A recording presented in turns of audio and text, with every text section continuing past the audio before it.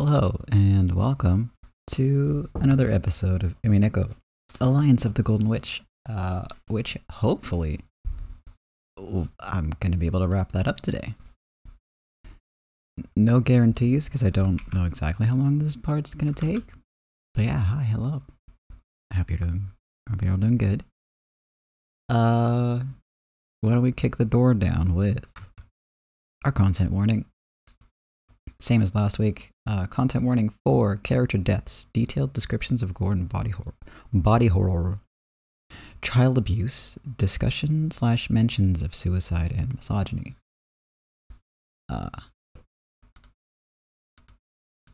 As usual, those will not all appear in this episode, but it's sort of like a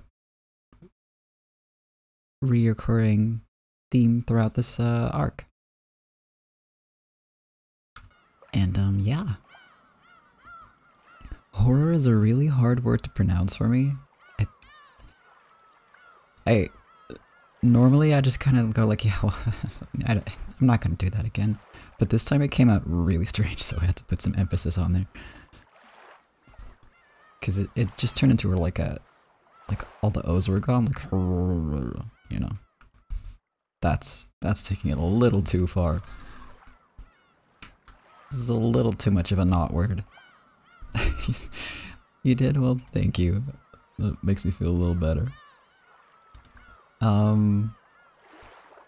So, last time, Battler was still feeling pretty,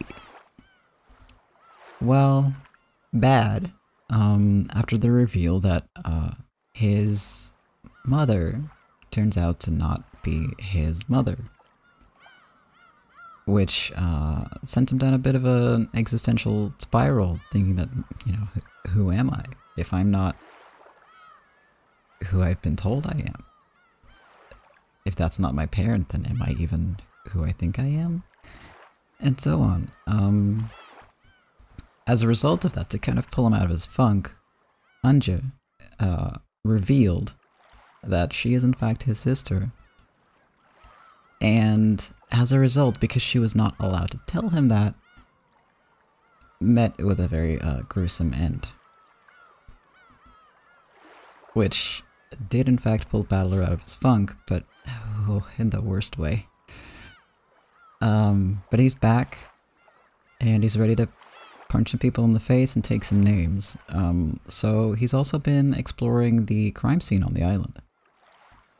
And kind of finding out what happened there, and that's kind of where we left off last time. So let's just dive right back in.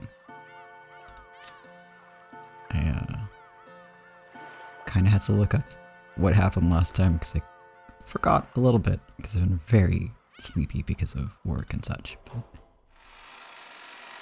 you know, I'm hyped. I'm very much looking forward to potentially starting 5 soonish. And just the beautiful end of this whole arc. It's gonna be great. Yeah, work has been very good so far. I'm really enjoying it. My coworkers are nice. It's all been pretty chill. So, yeah. Can't complain, can't complain. Quite the opposite. And yeah, with that, very quick intro, because, again, because of work, I don't have as much time on Wednesday evenings as I used to. Because I used to be able to just sleep in literally the whole day. I can't do that anymore, of course. Which is fine by me. But I can't, you know, a little less time to do the reading on the Wednesdays. But that's okay. Helps me focus.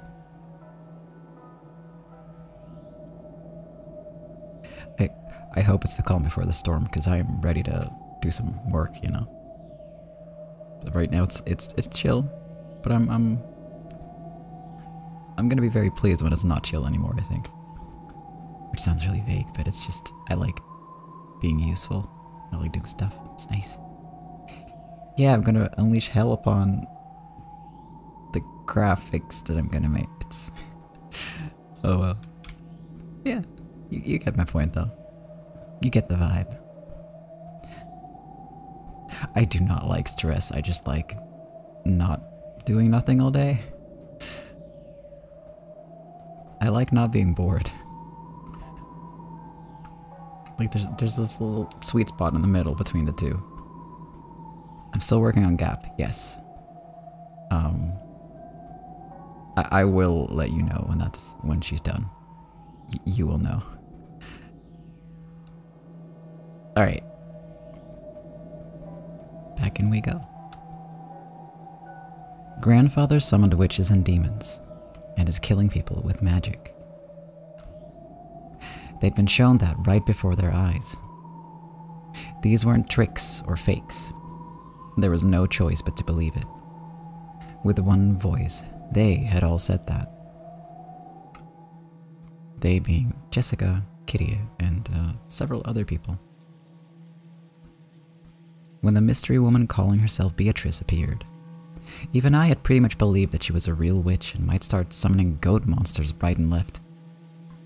However, after being left alone for a whole day, my feeling of tension had faded completely. I was now able to think that something so stupid definitely couldn't be true. Did they lose their heads a little in an extraordinary situation where their lives were exposed to danger, and mistakenly think that a witch was attacking them with magic? But multiple people gave the same kind of testimony, and on top of that, none of their opinions conflicted each other. If it had been just a single statement, I'd be able to suspect that they just didn't see what they thought they saw.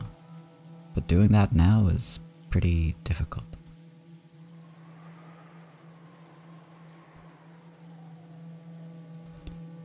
Then, right next to the back door, I found Uncle Kraus with his head half smashed.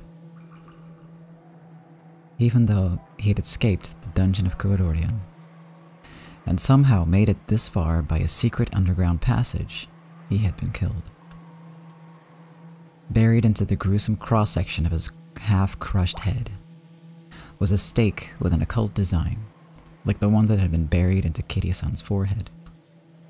And in this situation, it was very hard to imagine that this stake was the weapon used. He had been killed with a powerful gun, like the 6 in the dining hall, and after death, had been jabbed with a stake like Kiryu-san. I wonder if the golden threads that Kiryu-san spoke of attacked Uncle Kraus too. Does there exist some kind of tool, like an endoscope, that's very thin but can be moved about at will? And that can also attack people? No way. I've never heard of anything like that.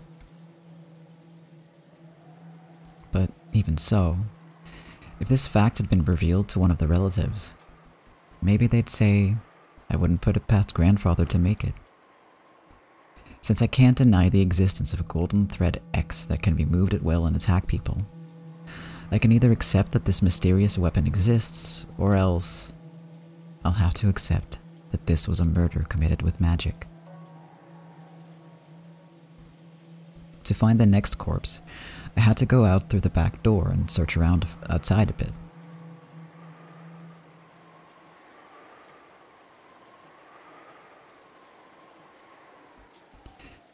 Behind the mansion, in the wild-grown bushes that were almost swallowed up by the forest, there was something like an old well. And right next to it were Dr. Nanjo and Shannon-chan's corpses.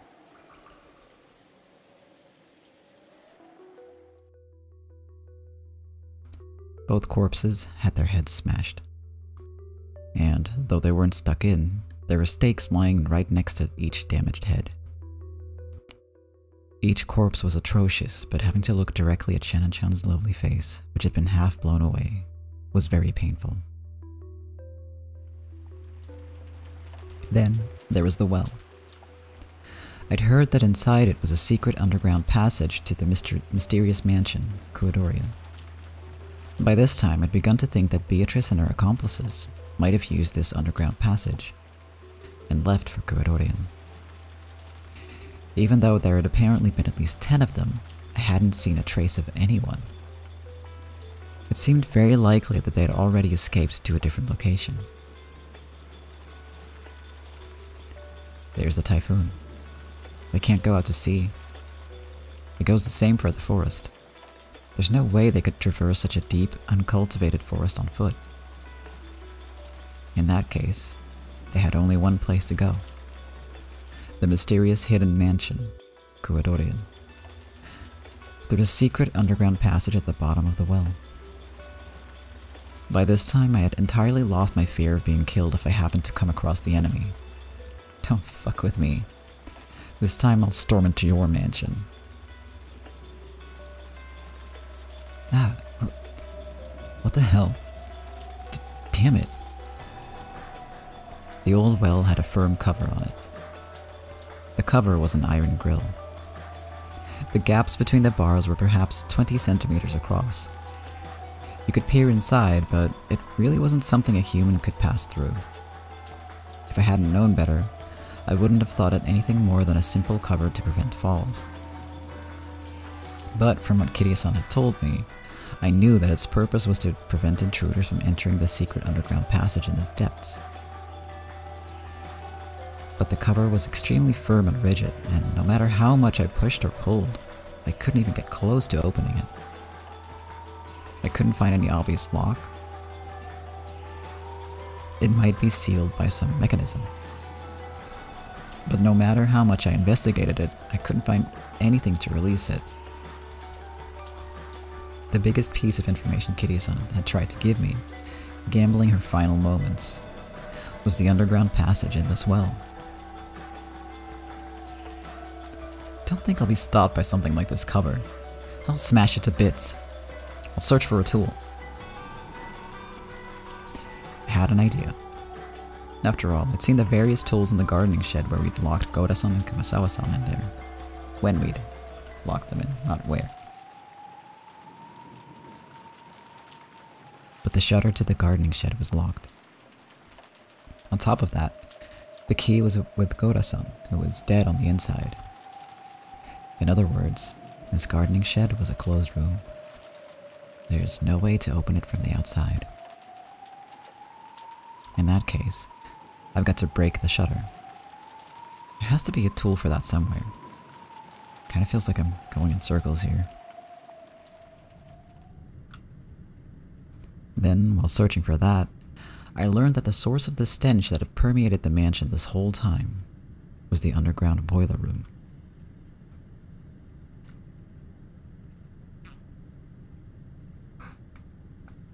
Sorry for the water drinking ASMR.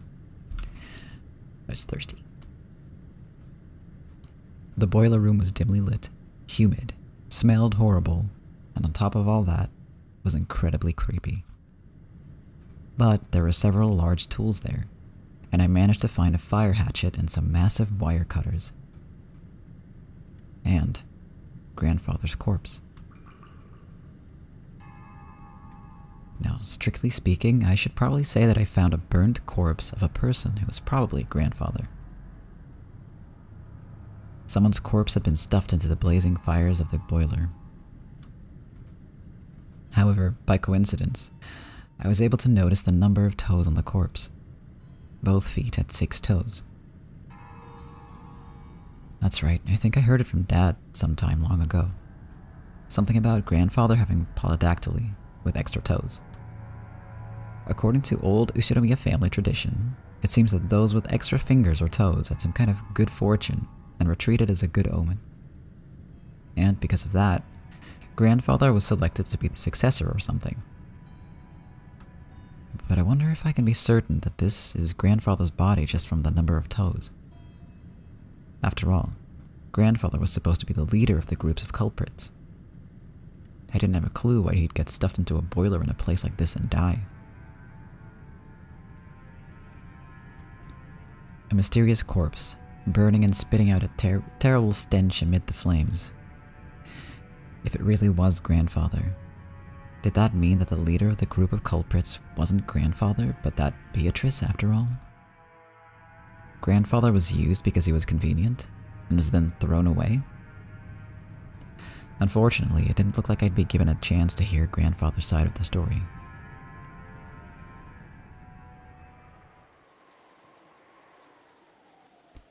Now that I had obtained a tool, I thought about rushing to take on the cover to the well.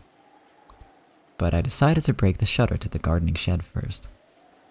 I had plenty of time to kill anyway. I figured I should check on the condition of Goda-san's and Kumasawa-san's corpses.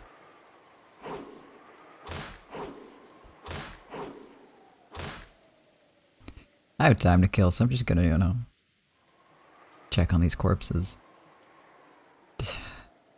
Oh, Battler. You're such a little detective. But also, that's a little bit fucked up. I hit the shutter with a hatchet, breaking into it. Stuck the wire cutter into the crack, and scissored it around, opening up a hole. Yeah, he wants to know what happened, that's fair.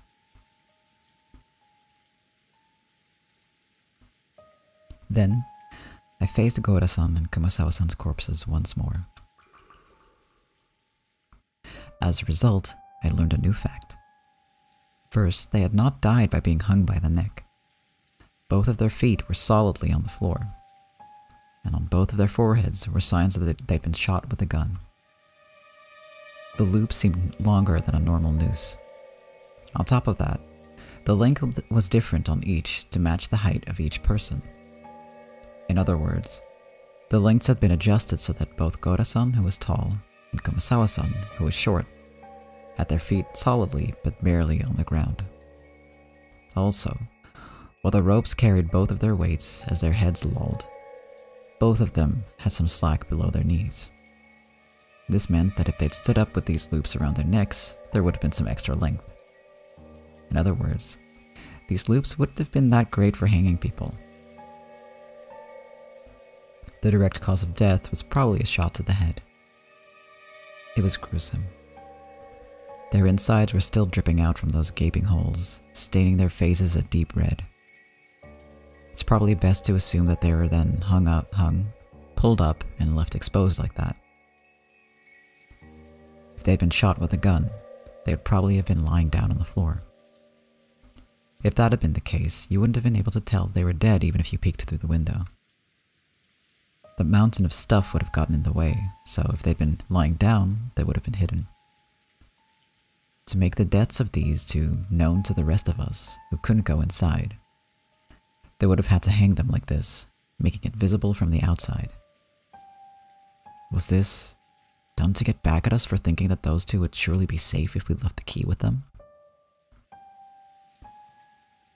I wonder where the shutter key we gave Goda-san, which should have ensured their safety, is now. That key was in the pocket of his trousers. The gardening shed key had been kindly left there, and even the plate was attached. In other words, the gardening shed had been a closed room after all. And that gave rise to another question. Because this can't be explained by a hanging. If they didn't commit suicide, then those nooses were set up by the culprit. It might have been possible to shoot them through the window, but it's really unthinkable that someone could have tied 2 loops to the beam from the outside. And furthermore, there's no way they could have lifted up the heavy corpses. In other words, to do all of this, they would have had to go inside. But the key was in Goda-san's pocket, and the shutter had been locked. In other words, the gardening shed had been a closed room. Goda-san had said that there was only one key to this shutter. But it is possible that there was a copy. But is it possible that there was a copy and that the culprit was in possession of it? If we're allowed to theorize that there actually was a duplicate of the gardening storehouse key and that Goda-san just didn't know about it, then this isn't even close to a closed room. But why is it that, despite the fact that almost all of the other corpses were shot to death and left almost completely alone, just these 2 corpses were intentionally hoisted up? I couldn't help but feel something a bit odd about that. After this, if we assume that the mystery corpse in the boiler was grandfather's, the deaths of 16 people have been confirmed. There were 18 people on this island. I'm here, and there are 16 corpses. Kanon-kun's corpse is the only one I haven't been able to confirm.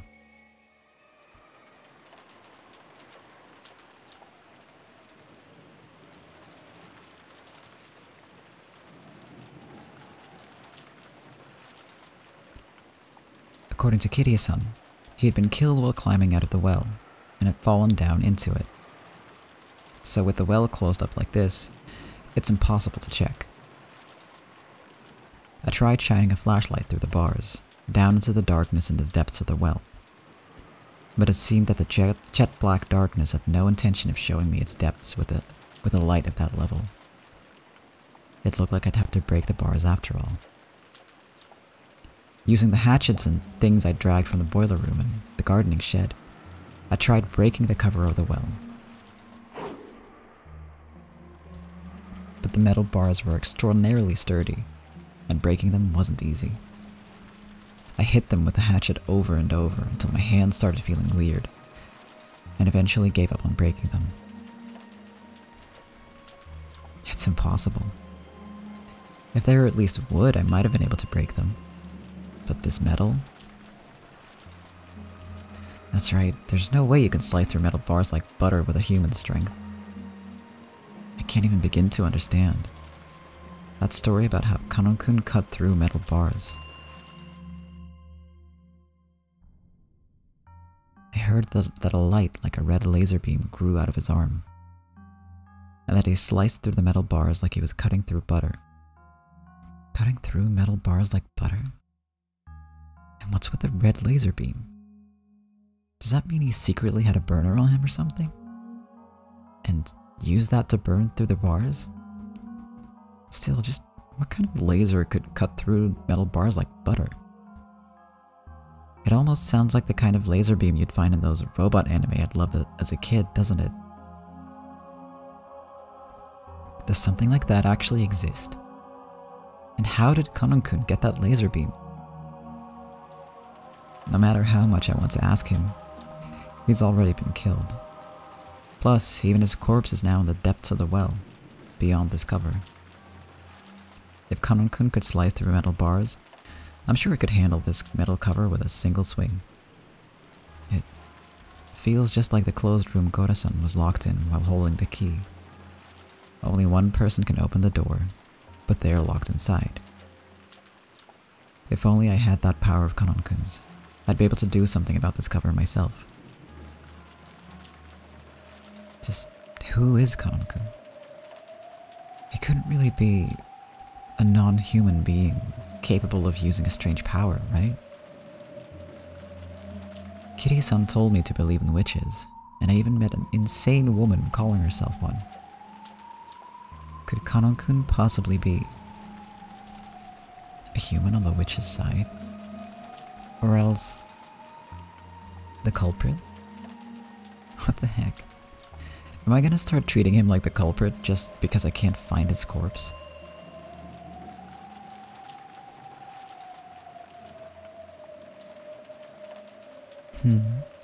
Treating him like the culprit because there's no corpse. And who was the one babbling about the suspicious being innocent? Very well. I couldn't bear having you push all the crimes on Kanon and building a human culprit theory that way. I will guarantee it with the red. Kanon is dead. Among the 5 people in Kirie's group, he was the first to die. In short, he was the 9th victim.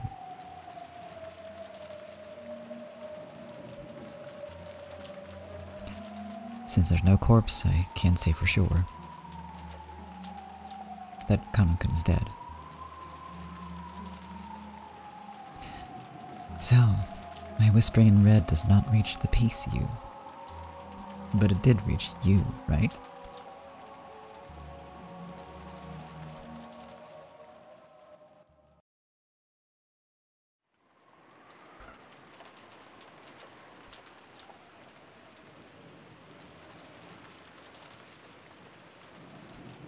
At a glance, this was a mass murder due to something strange that could only be thought of as magic. Golden threads that attacked through keyholes. Now, we even have testimony that something gold flew around the dining hall when the first six died. The two might have been the same weapon. Then there was the closed room murder of the garden shed, and the laser beam that could cut metal bars. And that wasn't all. There's much, much more, like the group of goat monsters. The story of a witch who could create pitfalls just by snapping her fingers. The rabbit-like demons who had fired golden threads. I think there was more, but each part was all screwed up. I couldn't possibly accept it, and was forced to suspect that it was some kind of trick or mistake. But why in the world had everyone spoken with one voice, saying the same thing without contradictions in their testimony? It's not only the magic. There's Maria's mysterious death. Why Jessica knew that George Anike had been killed. The mysterious burnt corpse that I couldn't confirm really belonged to that damn geezer. And more, and more.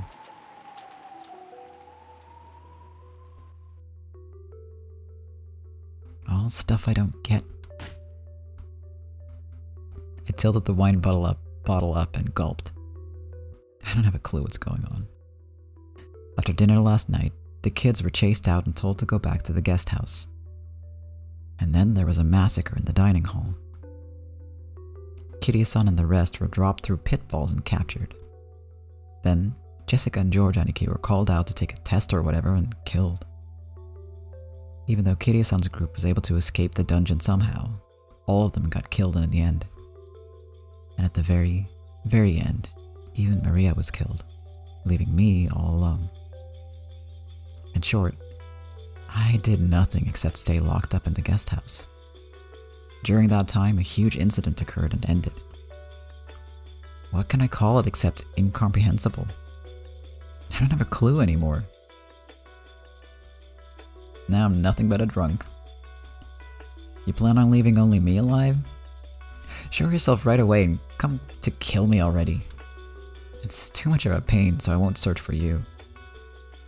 You show me your true form yourself. I won't run or hide, so come at me with arrows or bullets or whatever. I haven't gotten any sleep since yesterday, so I'm incredibly sleepy. You want to kill me? Go ahead. I decided to return to the guest house and boldly rest in a bed. When I exited the kitchen and passed through the lobby, that portrait of the witch came into view. The big clock did too. It was almost exactly midnight.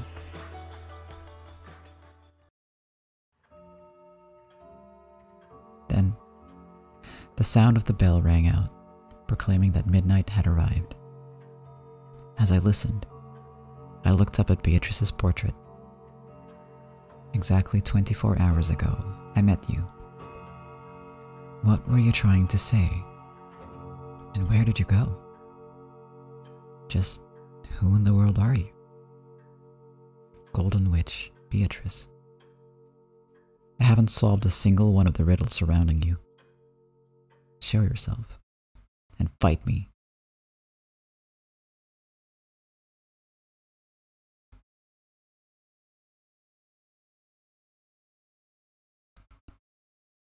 Excuse me, water break.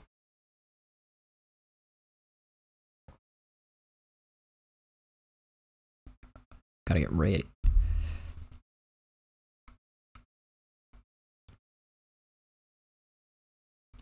Then, the witch showed herself. Like a guest of honor finally appearing, she showed herself on the landing at the top of the big staircase.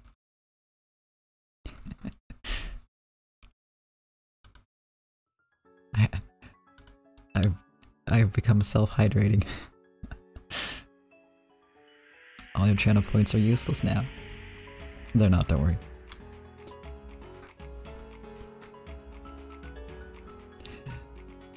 So, you finally show yourself. I've been kept bored for a whole day. Correct. I gave you a whole day. Was that enough for you to fully exercise the rights of the human side? Yeah. I was bored after all. I did a heck of a lot of it. Anja was a good piece. Don't you speak Anja's name. She appeared through a miracle, sacrificed herself, and gave you the tenacity required for certain victory. Don't you speak Anja's name. That brutal death was something you needed. If you hadn't seen that death, you wouldn't have grown serious. Without the wake-up call of Anja's ill-fated future, your tenacity for victory would not have been born. I told you not to speak Anja's name. In short, she was a necessary sacrifice. Otherwise, an anger great enough to kill me would not have been born in you. The rivalry between us cannot be destroyed. Damn you, Lady Berncastle. It's more fitting to call that a trump card than a piece. No matter how much a piece acts, it does not stray from the board. But no matter how much power a trump card wields, it is always thrown away after it is used. Anja was truly a good trump card for you. Don't you speak Anja's name! At Balor's angry roar, Beato finally stopped talking. You know, I don't have time to play around in a place like this anymore. Even a tie will keep Anja waiting. So, I'll break through you, take my family, and go back home. I won't waste a second playing witch games with you. In that case, what should you do? You know, don't you? Yeah, I'll beat you down. I'll blast away all witches, magic, illusions, and delusions. Come on, let's get started. I won't let you trick me again.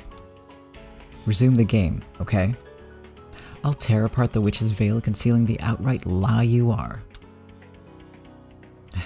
You talk too much. All you have to do is honestly say, I'll kill you. Yeah. If those are the words you want, I'll say them. This is the first and last wish of yours that I'll lend an ear to. I thank you. Oh.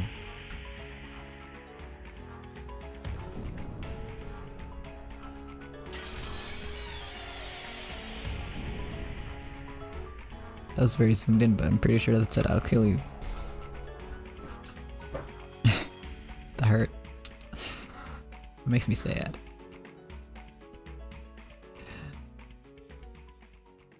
I love them both. I don't want them to fight. Very well. Let us begin, battler. Yes, the time for the witch hunt has come. Try and chase me, try and corner me, try and kill me.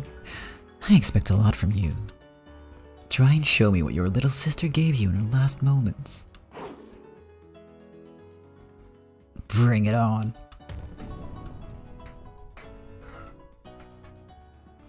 Balor's cry burned the world with a white light.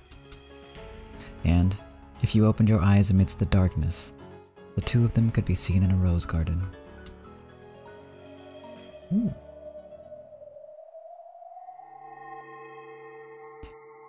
Who shall make the first move? Me. How bold.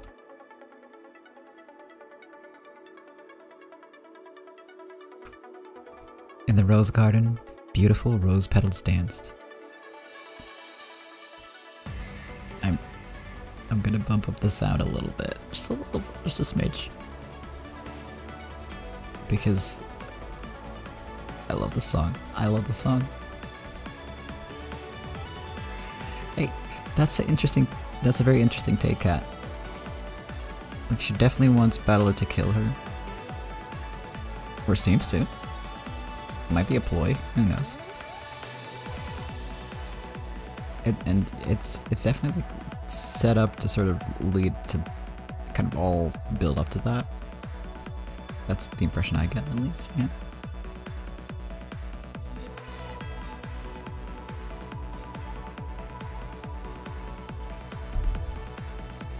It did say please kill me, that's true.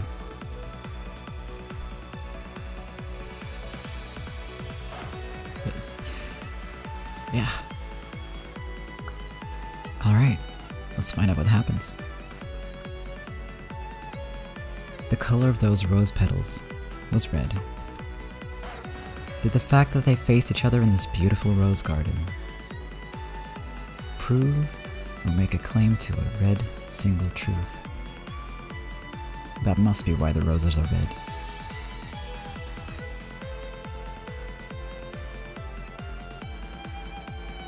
That's an interesting question, Cat. But in the language of flowers, roses represent passion, not truth. The flower for truth is a forget-me-not. And that flower is blue. I'll bore through everything with my blue truth. From the very beginning of everything. I'll start from the very first game. Very well. Let's see what you've got. Come. Here I go. I've already proclaimed it, but I'll say it again. This isn't just for the murder of Dr. Nanjo in the last game. This'll tear apart every scene from every game since the beginning.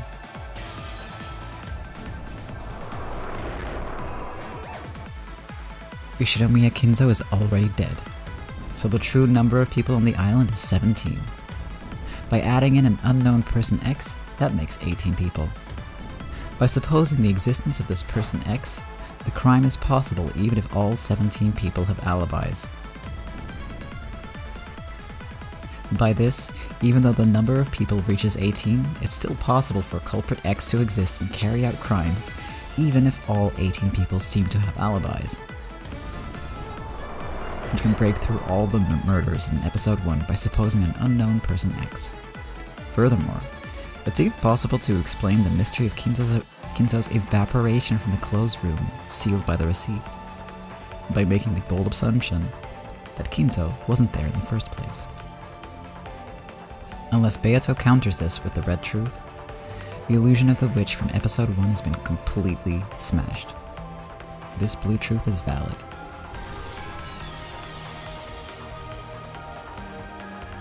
The wedge of blue truth that Balor had thrown stabbed right through the top of Beato's left foot.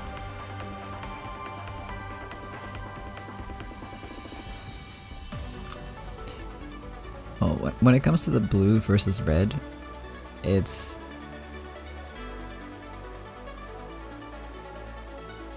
like hypothetical truth versus actual truth, I guess. Sort of.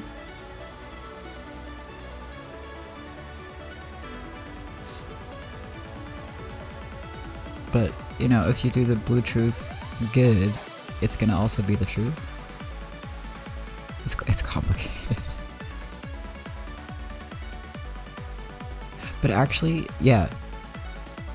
That is absolutely what Maria was hinting, is that there is more than one truth, and objective truth, and like as an outsider and the truth of someone's experience, those are not the same thing. So you could extend that to the blue truth and the red truth as well, I think. Interesting. I've never actually thought of it that way. That's really clever.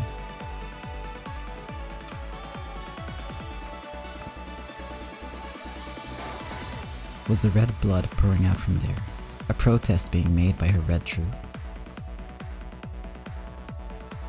Beato shut one of her eyes tight, enduring the unbearable pain of the blue truth that denied her.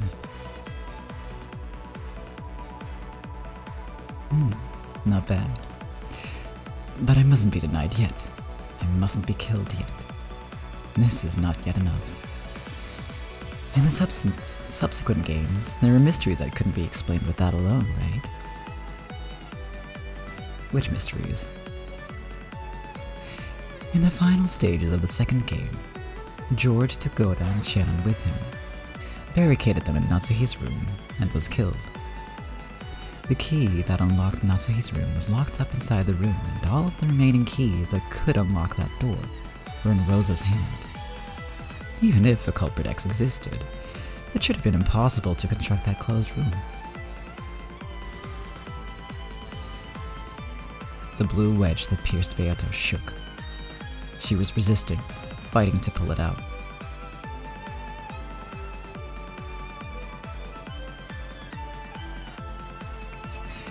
Cat, I can't comment on that, because that...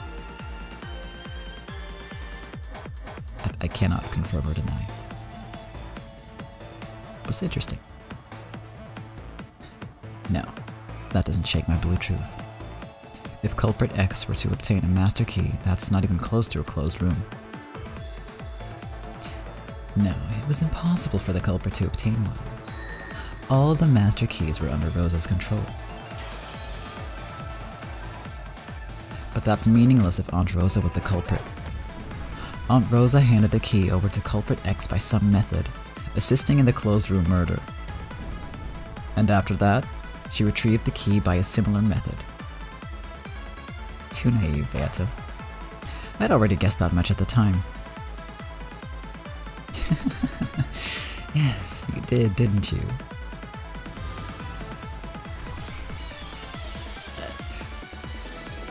And yeah, your line of thinking there is... Keep going, it's great. That's all I can say. Says Beato. The wedge that had been gradually losing its sparkle and it seemed as though it was about to be pulled out, regained its strong blue again thanks to Balor's additional blue truth, and dug into Beato again, eating into her foot. Beato let out a cry of anguish at that pain. Not yet. This is still nothing. Not yet. Not yet. On to the third game. The 6 linked closed rooms, the murders of Aunt Rosa and Maria, Dad and the rest's deaths in the hall, the murders of Uncle Kraus and Aunt Natsuhi. All of that could be explained if we suppose that Aunt Ava was the culprit. This argument was already won back then. And even that final riddle you proposed through Ava, the murder of Dr. Nanjo, can be explained with an 18th unknown person X.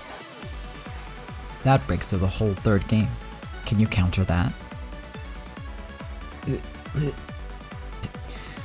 Of course. This much is nothing to worry about. In that case, how do you explain George's disappearance from the guest house? I shall add to the red truth. George did not go down the stairs of the guest house. He flew out through the window. In the final stages of the first game, third game, George suddenly vanished from the second floor of the guest house. Ava, who had been on the first floor, claimed that no one had come downstairs. But, because of the blue truth, George could have snuck down to the first floor and escaped while Ava was busy carrying Krause's and Natsuhi's corpses outside. But by adding an additional red truth, Beato had denied that possibility. To go outside without going down the staircase to the first floor, he would have had to leave by the window. But all of the windows had been locked from the inside. So what? It's just like you said. He flew out the window, right? There was a lawn, so we couldn't tell if he jumped down, and it was raining so hard. Any light traces would have disappeared. I'll use the red truth again. All windows and doors leading to the outside were locked from the inside. Furthermore, it is impossible to lock any of those from the outside. George had no technique by which to lock them. I'll use more of the blue. I said it myself at the time. In that case, everything works out as long as someone locked the window after George Aniki escaped through it. Nothing difficult about that.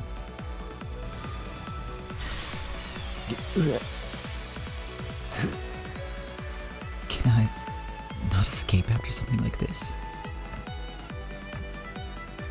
Beato couldn't remove the blue wedge that was buried into her foot. The fake witch was burned more and more by that forceful blue.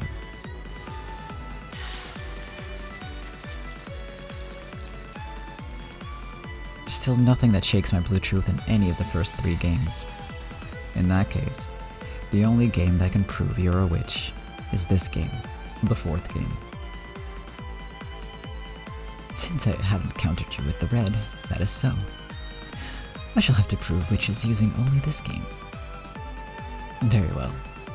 Give me everything you've got. There's nothing strange about the murder of the 6 people in the dining hall. The 18th person X went wild with a gun and killed everyone.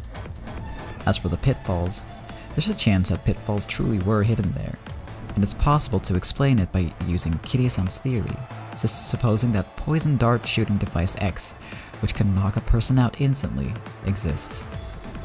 The murders of George Aniki, Jessica, and those who escaped from the dungeon can also be explained with guns, just like the dining hall. There's nothing strange about it. But I'm sure you've got a counterattack, right? Bring it on. Your greatest sword, this 18th person X, is based on the theory that Kinzo was already dead. I knew you would make that claim. That's why I took Kinzo out of his study. All members in the family conference welcomed that Kinzo, right? All of those who met at the family conference acknowledged the presence of Kinzo. That's right. The grandfather was seriously ill, bedridden on the verge of life and death, right? If he was so worn out that he looked like a different person, maybe no one would have cared, right? I'll counter with this. That grandfather was a different person, a body double. A different person the relatives mistook for grandfather. And I'll counter with this. No person would mistake Ushinomiya Kinzo by sight. No matter what disguise might be used, they would not mistake Ushinomiya Kinzo by sight. And then I'll use this. In the second game, when you announced with the red truth that there are 5 master keys, even though there could have been more than 5 in the first game, you changed the premises of the later games. So it's possible that Kinzo's life or death status was changed for the 4th game alone. Therefore, Kinzo's presence in the 4th game doesn't serve as proof that he was present in the previous games. Therefore, even if we suppose that the 6 murders in the dining hall were carried out by grandfather, it contradicts nothing. Then let me counter this way. Kinzo's life or death status is the same at the start of all 4 games. The setup was not different for the 4th game alone. Repeat it. Kinzo was alive at the start of every game. I refuse to repeat it. I won't answer, Battler. I won't give you the red truth you so desire. Damn, you're standing in my way, geezer. Are you putting yourself on the line to protect Beatrice, this most beloved witch of yours? Swain, that damn geezer came into view. Is he trying to be some kind of knight, blocking the path between me and Beato? Battler, are you capable of surpassing me? I won't let you reach. I will not let you reach. Not to the Golden Witch's height, you see? Your thoughtless reasoning cannot surpass even me alone. Die.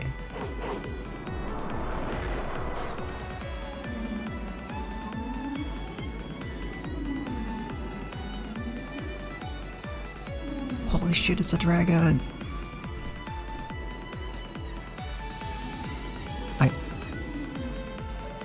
That's cool, okay. Kinzo's jet black cape spread as though it would swallow the world, becoming the snout of a vast black dragon that came at me, trying to swallow me in one gulp. Faced with that black dragon's roar, I calmed my breathing and closed my eyes tight, lightly. I'll swallow you up in a single gulp. Disappear, inexperienced fool. quiet, you damn undying ghost. So you call me a ghost. So, you intend to see it through to the end. This theory that I am already dead. That will prove fatal to you. Be swallowed up by the first twilight of the 4th game and disappear. The black dragon's vast mouth, its snout, its fangs, swallowed Battler whole. In that instant, Battler suddenly opened his eyes. Thanks, Beatrice. Your 3rd game became a foothold for my counterattack. What? See ya, damn geezer. This is goodbye. As a basis for claiming that Kinzo was dead, even in the 4th game, I propose the following theory. Very well. Come with all you have, my descendant.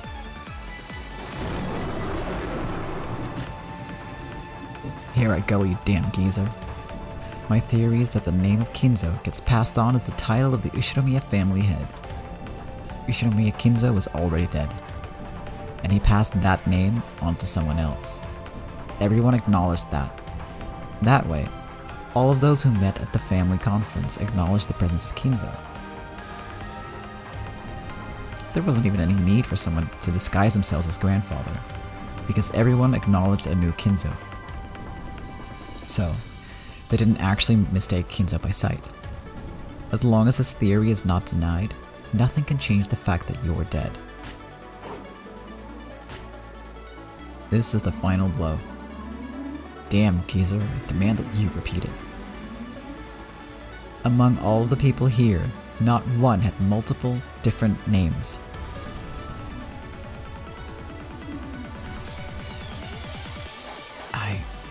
I cannot.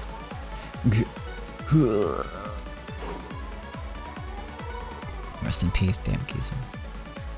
Thank me. You were finally able to die. This is your requiem. Take it and drop dead.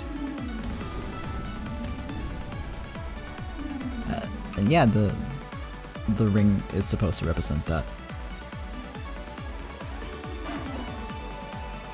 And that's why it gets like passed down and stuff. Ushinomiya Kinzo was already dead. That's right, you definitely deserve to be pitied, since whenever we find your corpse, it's always completely burnt. That was a device to hide the fact that time had passed since your death. Then, you passed that name on to someone else. With this theory, even though you were dead, Kinzo was able to appear at the family conference.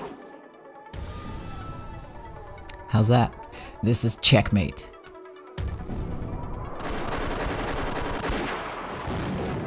Several dozen blue stakes bored into Kinzo's ghost. Their terrible destructive power wouldn't let the ghost recover again. It's...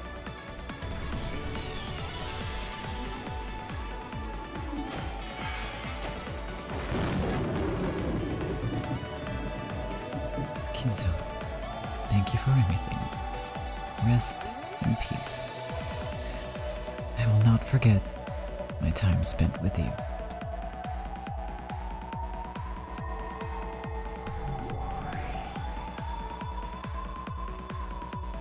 Dispersing along with the shadow of the black dragon as golden flower petals scattered, Ushinomiya Kinzo became a gold-cuddled cyclone and disappeared. Even after death, he had fought for the sake of the woman he loved. There's no doubting that your love and madness were the real thing.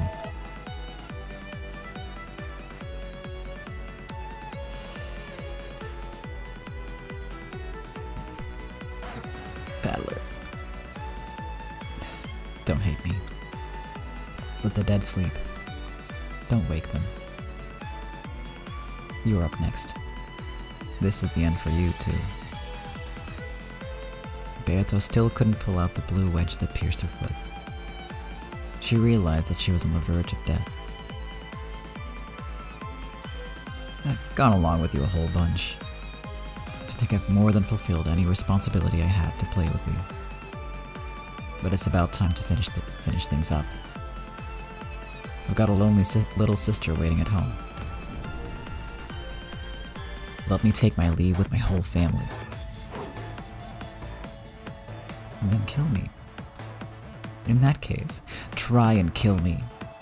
I won't run or hide, and by now I won't even be able to avoid it. Come on, you should be a battler. You've got it. With the 18th person X from the Kinzo was dead theory, everything that remained has been pierced through. George, Aniki, and Jessica's deaths in the fourth game can also be explained by Culprit X. And the 5 who escaped from the dungeon and were killed, and the 2 in the gardening shed, and Maria in the end. All of those can be explained with an 18th person X. There's nothing strange there at all. With this, I fully explain the culprit using humans for all games. Beatrice, this is checkmate.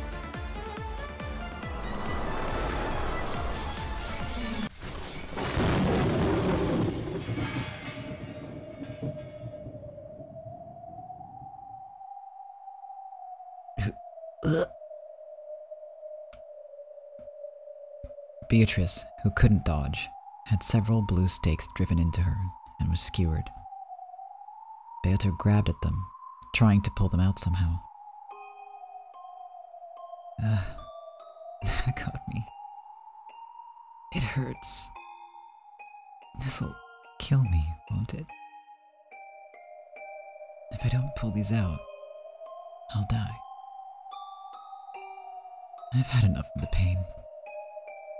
I've had enough of the anguish.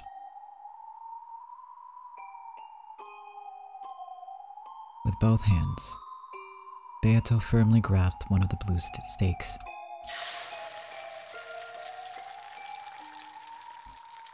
Naturally, the power of the witch-denying blue truth burned her hands. Unable even to hide her tears of the pain, Beato howled and tried to pull the stakes out with all her might. If I can't pull these out, I'll die. This is my final counterattack. Then, Battler, how do you explain my several acts of magic? The very first time those appeared was in the second game, when I fixed Maria's pumpkin marshmallow. At that time, Rosa definitely witnessed that magic. Certainly, at that time, Rosa witnessed gold butterflies gathering and the fixing of a marshmallow by the miracle of magic. Rosa alone witnessing it isn't very credible, right? That's why I increased the number of witnesses to the uppermost limit later on, which is what happened in this last game. The summoning of my minions, and brutal murders due to magic.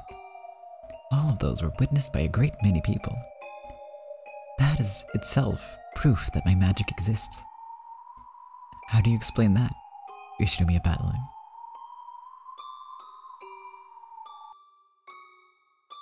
Stalemate.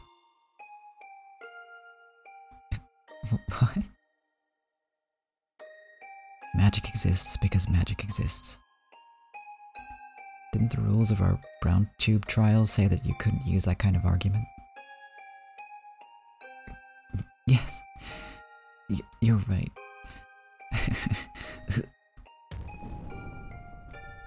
No matter who or how many people witnessed magic, that cannot become proof of magic's existence.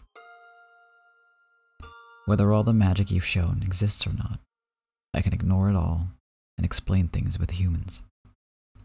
That's my undeniable right. Am I wrong? At those words, the blue stakes let out an even brighter light, knocking my hands away. Seems I can't pull them out after all.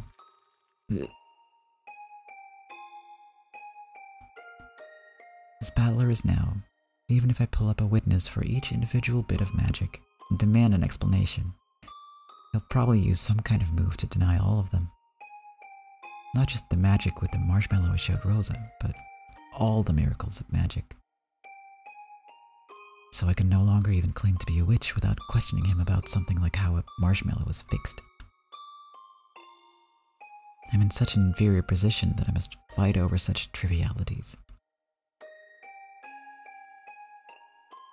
It may be impossible for me. I know that this was to be a game without victory from the very beginning, so it was only natural that the day of my defeat would eventually come.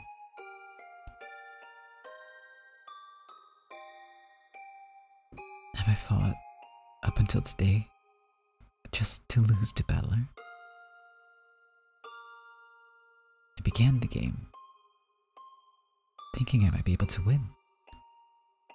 Even if I wouldn't be able to win easily, I believed that in a game repeating endlessly, a miracle would eventually occur. After all, I had certain willpower on my side, an unwavering desire to win with certainty. However, I've now lost that miracle completely. And that certain willpower resides in Battler, leaving me certainly without even a 1 in a million chance at a miracle. Or perhaps I should say, I've been left without a miracle or certainty.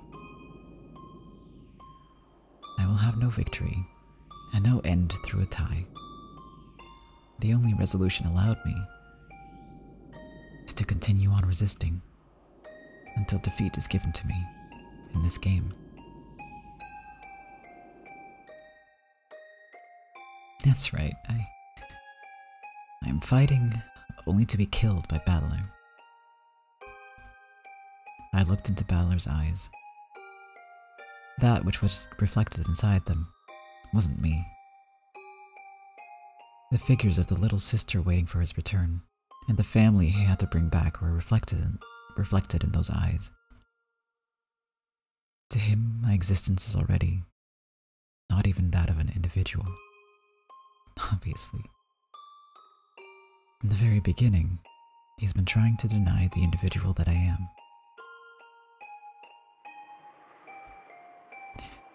Yes, that last game. Sure was fun. I was only tricking him a bit, but for just a short period of time, it felt like we understood each other, and that was fun. That's right. I should have made my move then. I should have continued for eternity with Battler still totally fooled. But that's just no good, right? That just wouldn't be true victory.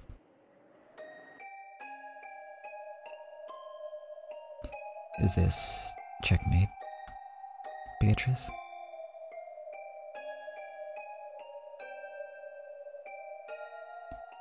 Beato had been run through with several blue stakes, skewered over and over to the ground while still standing.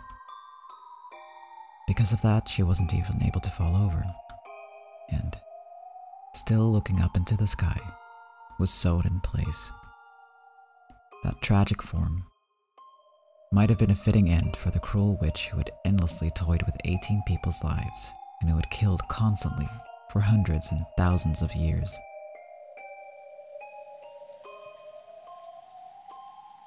Gently, as though someone was mourning over something, rain began to fall. Amid that rain, Beato was soaked and crucified.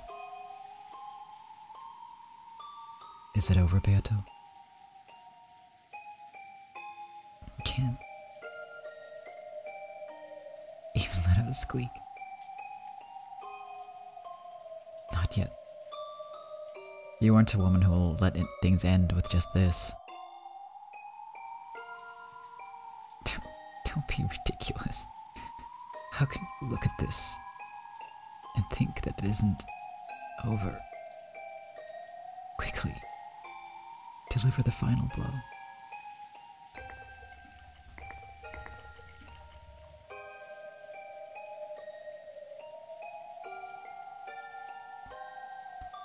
Just say it. With your blue truth. According to this, witches do not exist. Say it. Just say it. With that single blow, just put a stop to my breathing. It's useless. So you would expose me to even further shame. Isn't it settled already? Stand up. Our brawl still isn't over. Not over, you say? That just now wasn't you losing. You just stopped and gave up. Isn't that enough? Wouldn't giving up mean your victory? You should return to your little sister. Right away. Just throw me away. Right here. Didn't I tell you? I won't run away. And I won't let you run away. Just who are you? And what in the world is it that you want? If you want to know, why don't you just try your favorite move? Isn't it better this way? With me as a mere delusion. An illusion. Isn't that enough? It's all useless. I won't let you run away.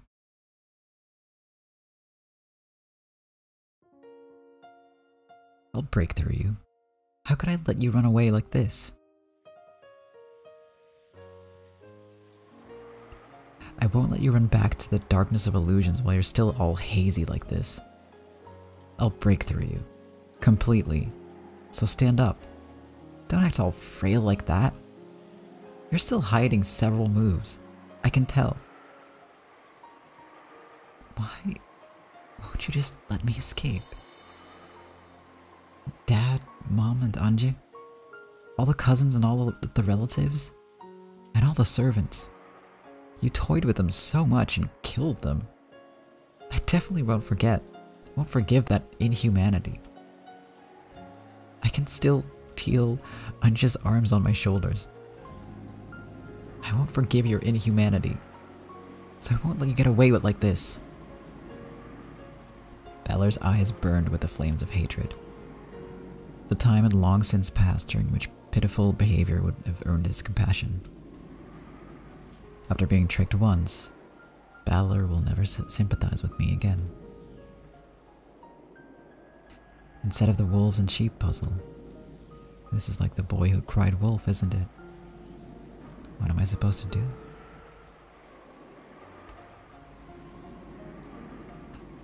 Oh, you think it's another ploy?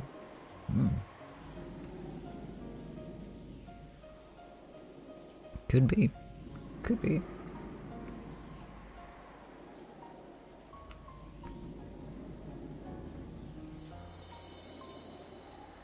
What should I do? Is fighting endlessly to avoid admitting defeat a fitting endless torture for the endless witch? Is endlessly harassing Balor to avoid giving him victory also part of being the endless witch? It's so sad. Is this what the endless magic is? I've had enough. I've had enough of endlessly being toyed with by witches. I will have no victory and no tie. In that case, there's only one result that can release me.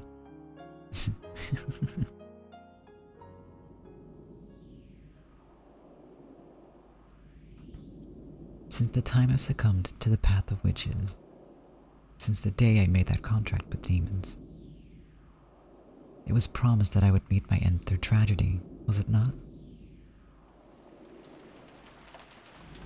What's wrong?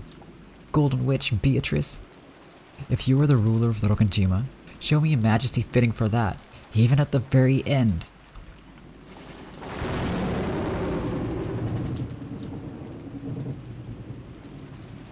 Lightning strikes as Magikarp joins us.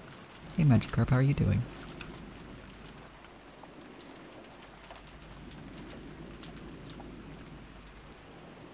The world was smashed with white. Fitting last moments for the ruler of Rokkenjima. I'm doing alright. We're just about to wrap up this episode almost-ish. I don't know how long it's going to take, but we're getting very close to the end of Arc 4. Yeah, it was very good timing with the dramatic lightning.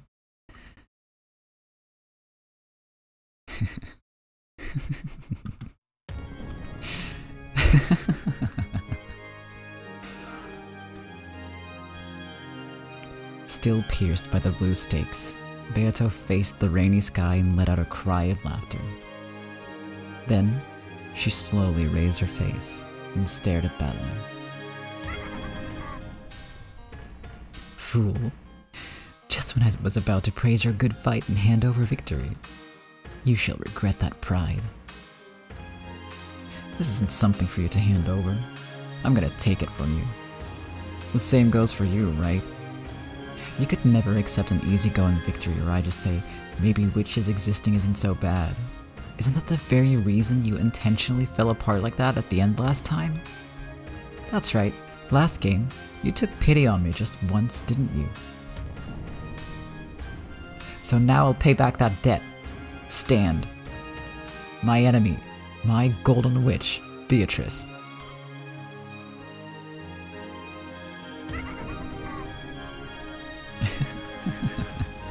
Fool. You fool. You simpleton. You think you'll get another chance.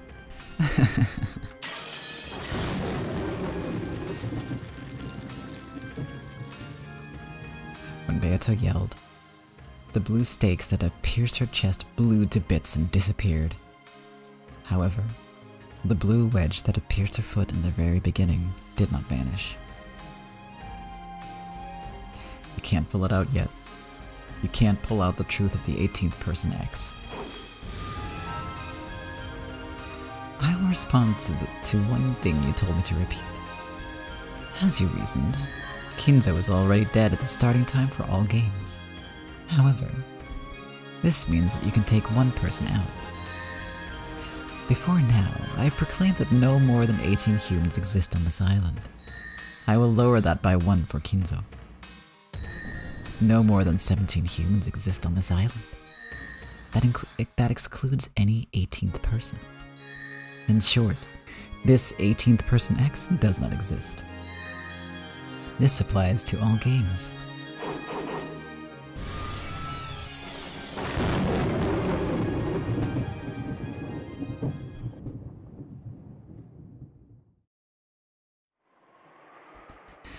What do you know? Looks like you're still hiding some pretty crazy stuff up your sleeve after all. The island, which had no more than 17 humans on it, has been set up to appear as though there were 18. Taking one off makes it 17, so we finally reached the correct number. This way, the wedge I knocked into you has been removed. We'll have to start the fight over, back from square one. The blue wedge that had sewn Beato in place had broke apart. There was no longer anything piercing her. The scars on her body had disappeared completely. There stood, just as Battler had hoped for, the figure of the majestic golden witch who ruled Rokkenjima. Then come, Battler, once more from the beginning. Try and break through everything with the blue truth. I too will no longer play, run, or hide. If you are worthless, then I shall end this match right here, right now. With my grand victory, I'll make you regret your refusal to compromise for all eternity. Come, starting from the first game.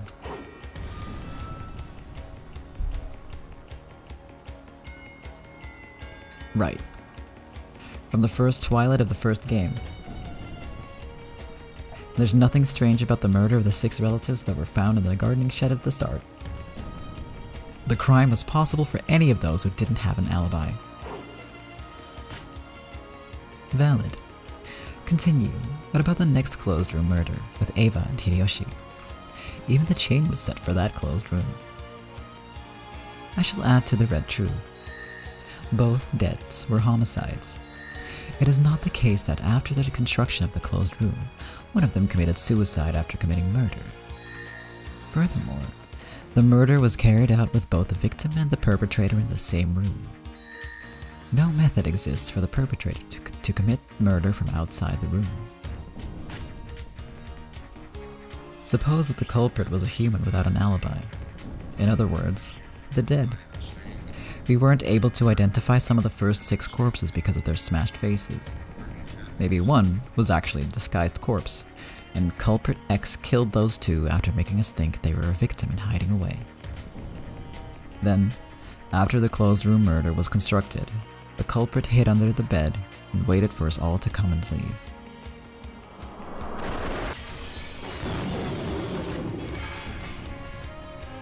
Very well, next. Kanon was killed in the boiler room, correct? I shall add to the red truth. All the survivors of alibis. Let us include the dead as well. In short, no kind of human or dead person on the island could have killed Kanon. If no one could kill him, then he might have been the one to kill. Kanon-kun might have killed himself. Repeat it. Kanon-kun did not commit suicide. Kanon did not commit suicide. One more. Repeat it. Kanon-kun's death was a homicide. I refuse to repeat it. By that refusal, it may be possible to view it as a homicide, but you've already proclaimed in red that no one could have killed him. In other words, it wasn't a homicide. This is the same as the linked closed rooms from the 3rd game. Kanon-kun died for a reason that was neither suicide nor homicide. The details are unknown, but he died due to an accident. Because of the devil's proof, I refuse to explain what kind of blunder could have led to an accidental death where a stake was driven into his chest.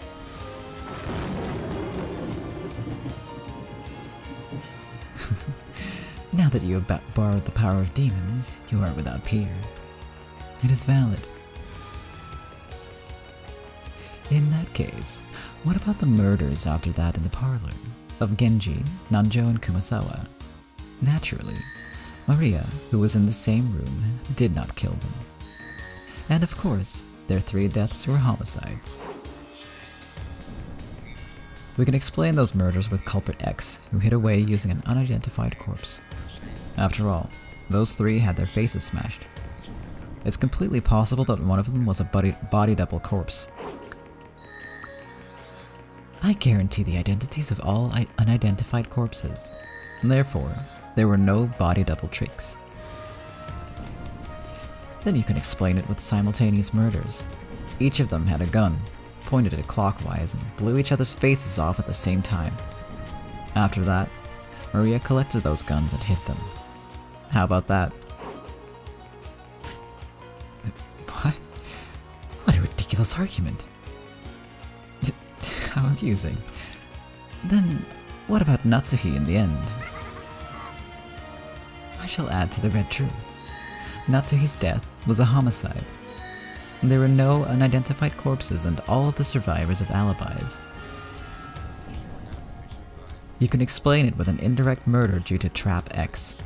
Something was done to Aunt Natsuhi's gun. It could have been a trap gun, built to send a bullet right into the forehead of anyone who tried to hold it up and shoot it. The bullet buried inside Natsuhi's forehead was not fired from her gun.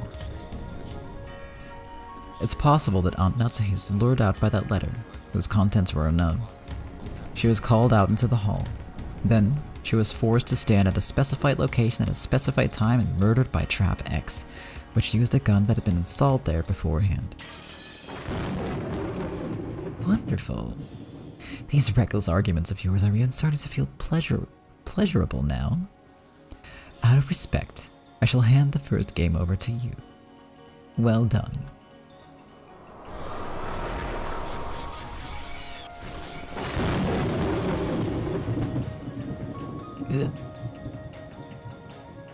The instant Beato acknowledged her defeat in the first game, the stakes of the blue truth once again pierced her chest, letting out a terrible sound.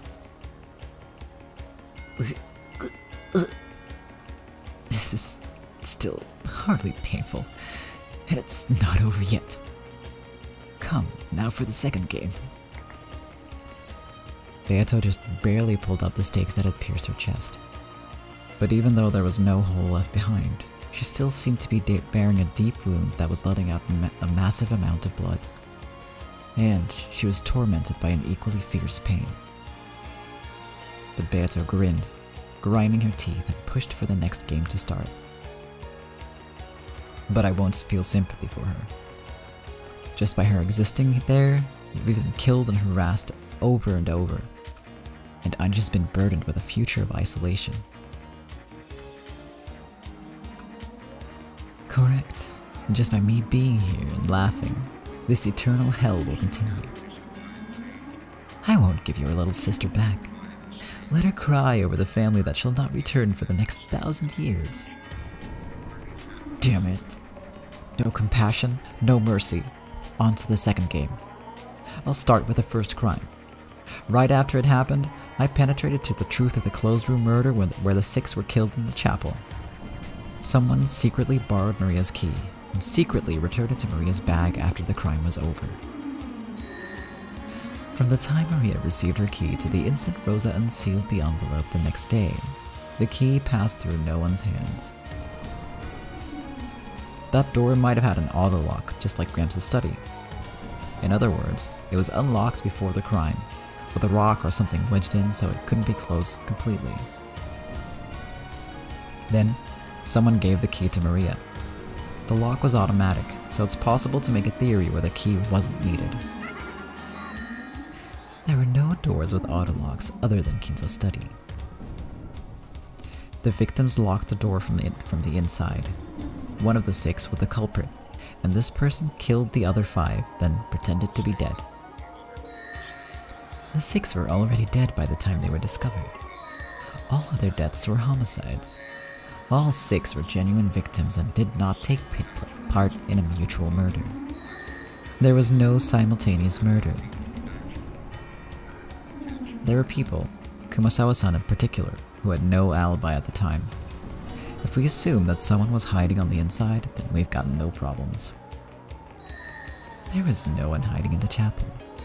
Therefore, the shut-in murder you suggest does not work.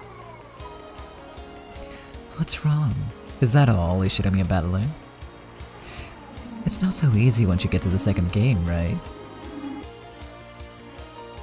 It was a thundering exchange of red and blue truth.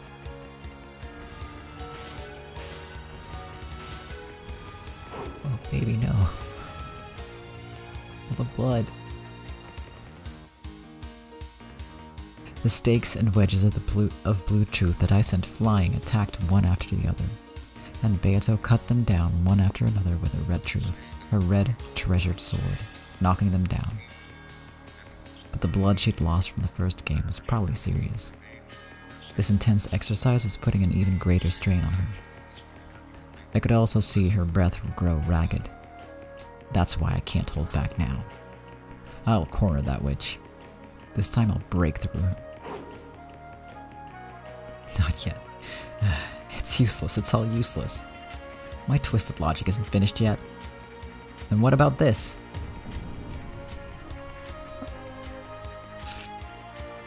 The food they were given had small bombs in it, which exploded from inside their stomachs. In other words, the crime was possible through Trap X.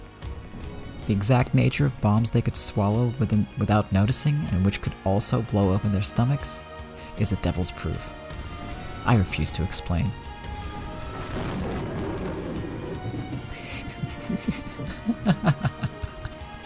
What the hell's that? small palms.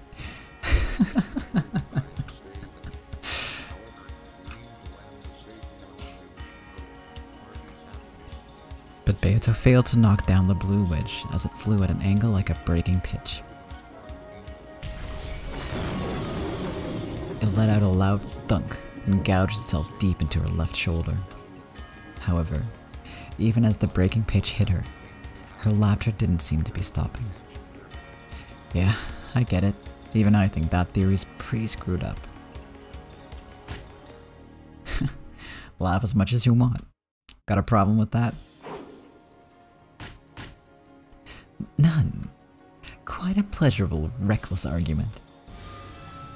Next up is a closed room with Jessica and Kanon. No problems there. If the culprit was one of the servants, they could have used a master key. It's not even a closed room. After that, there was an attack in the servant room from a mystery person who seemed to be Kanon, and Nanjo and Kumasawa were killed, right? I had already proclaimed Kanon's death in red before that time.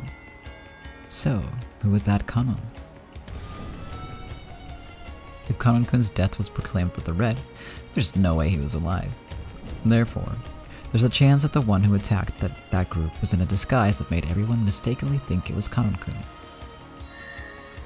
They would never mistakenly think any other person was Kanon. Then, just like the heredity of Kinzo's name, there's a possibility that Kanon's name was inherited by someone. You could suppose that Kanon-kun was killed, a different person succeeded that name, that this person attacked them.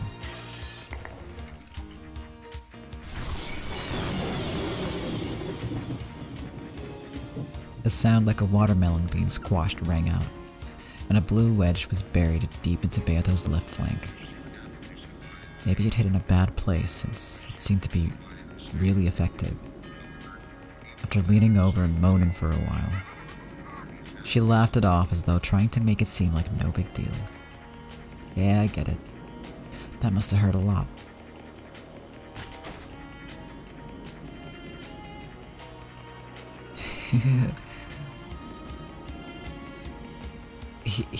I don't know what kind of noise that's supposed to be.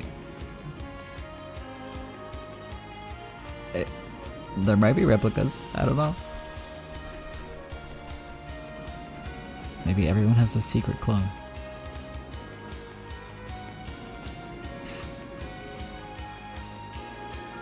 Maybe that's what... Maybe our secret clones were the friends we made along the way. Once again, you've set up humans as the culprit as if it were nothing. You truly are gabbing on about things you'd never be able to open your mouth and say on the game board. And yet, it's valid. That reckless argument is pleasurable. Truly pleasurable. This isn't pain, it's pleasure. When Beato howled, the wedge that had pierced her was blasted away. But the wound remained, and she continued to be tormented by a fierce pain. You ready? I'll keep going. My blue truth for the last murder in the second game, the 3 who died in Aunt Natsuhi's room, should still be valid even with the 18th person X denied. Do you have a counter-argument for that in red? If you don't, the second game is all mine too. No, I don't. Fighting over such trivial matters bores me. I'll give it to you. I'll give you the second game.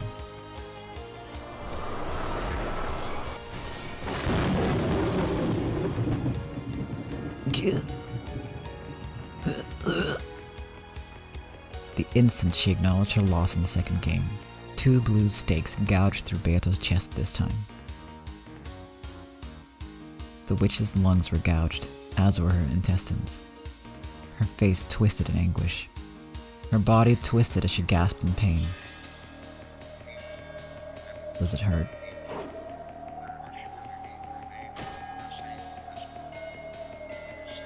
Hurt? No, this just tickles.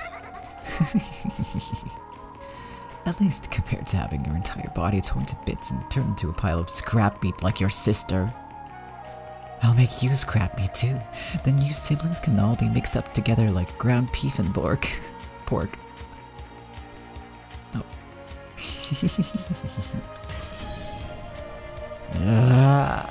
I'll beat you to death. I'll tear you to bits the same way. Next, the third game. How long are you gonna sit around all worn out like that? I've only just started knocking you down to hell.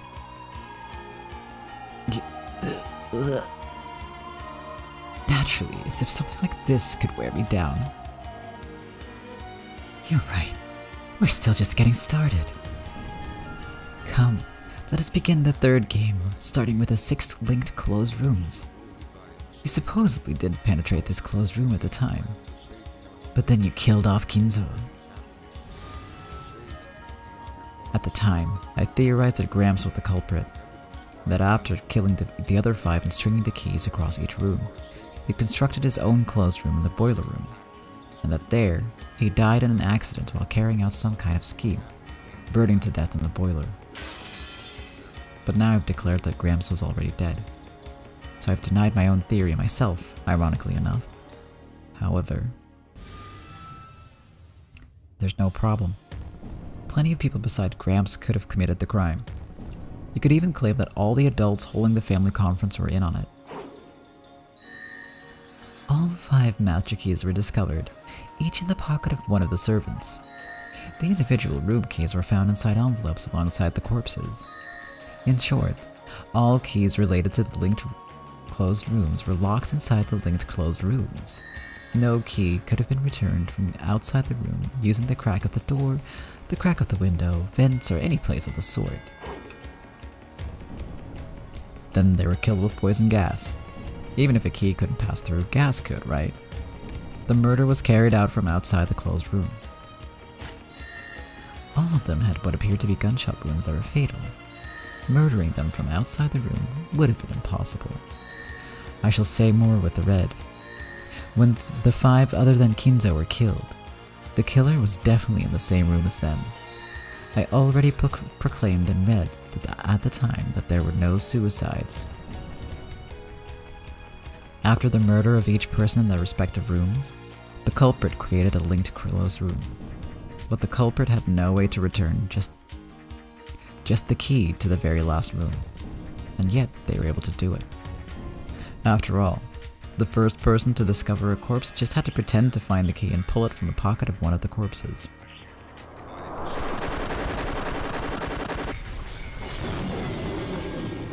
She couldn't fully block the retort of that blue stake. Beato was pushed back by the blue wedges that were unleashed on her one after another, finally failed to block one, and once again took a severe wound.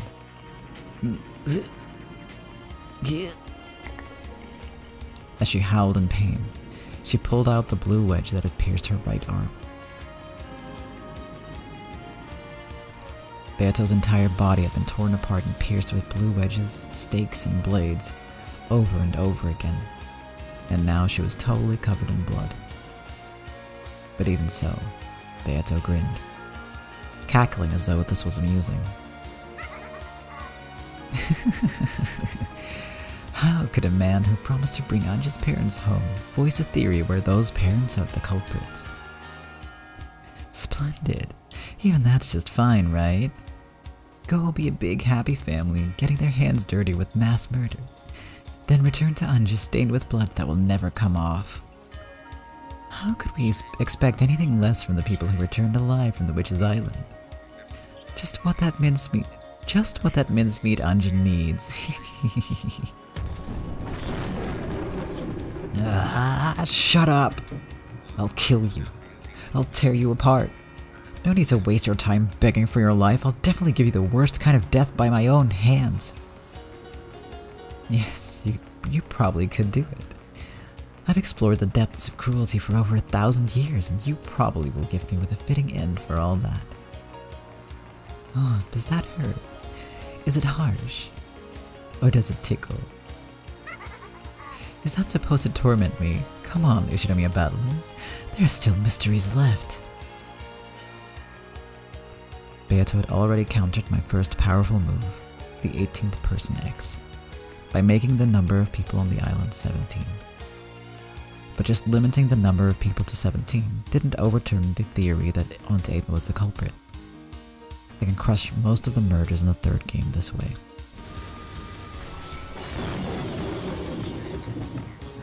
Blood dripped from all over the body of the Golden Witch. I cornered her, this time thoroughly without mercy. This isn't a game played to decide who wins and who loses. Yeah, we aren't playing. Even the time I spend playing and fighting like this delays my trip home. In her isolation, Anja will continue to have her heart torn apart by loneliness and sadness. I have to go back to Anja as fast as I can. You're all worn out. Standing at death's door, are you?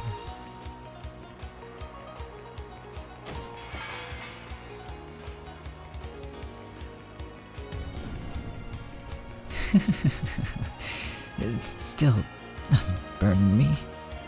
Something like this. It tickles. It looks like you don't need any mercy. I never asked for it in the first place.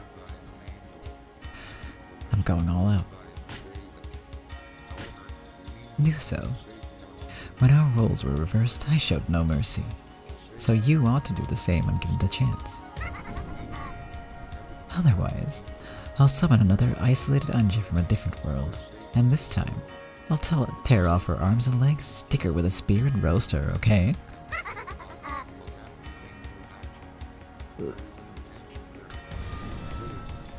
Shut up! Never again.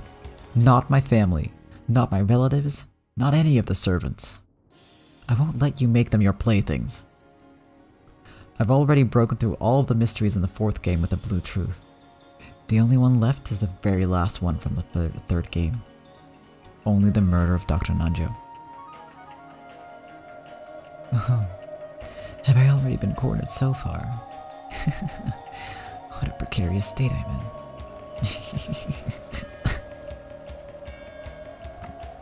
She coughed violently, spitting up blood. Her inside had been punched through so many times. It was only natural. In other words, the mystery of Dr. Nanjo's murder is the last line of defense for you being a witch, right? As you say. If you defeat that, it will mean that all of my mysteries have been defeated. Unless I counter one of your truths with some new red truth or present a new mystery, I will die.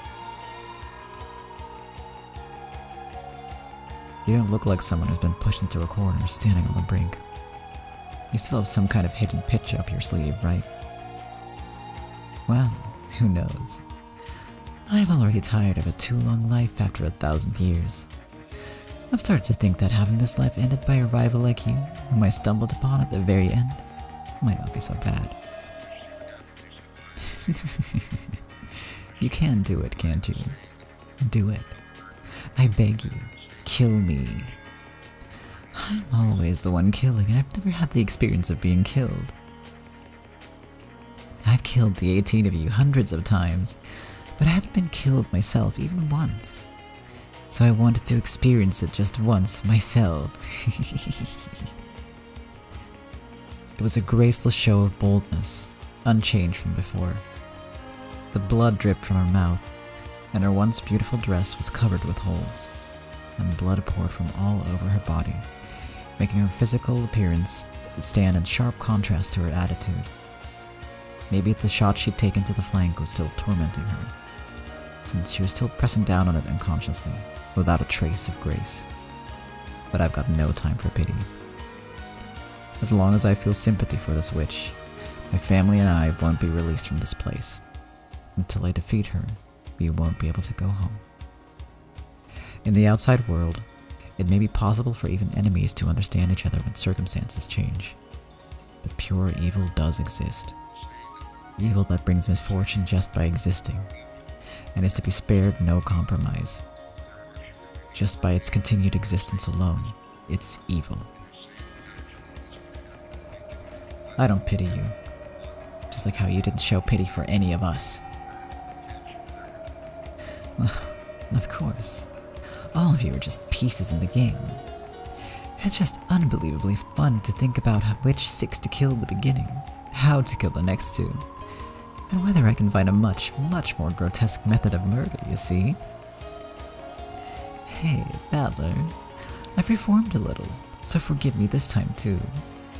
If you do, I'll change my methods of killing into something a little better, okay? I'll listen to how you want them to be killed and in what order, got it? It's so fun, toying with people's lives. I'm sure you could think of a way to turn Anju into a pile of scrap meat much, much more thoroughly. Come, Battler. Try to expose the truth of Nanjo's murder. The 18th person X has been defeated. But I won't give in. I'll stop that witch's breathing cold.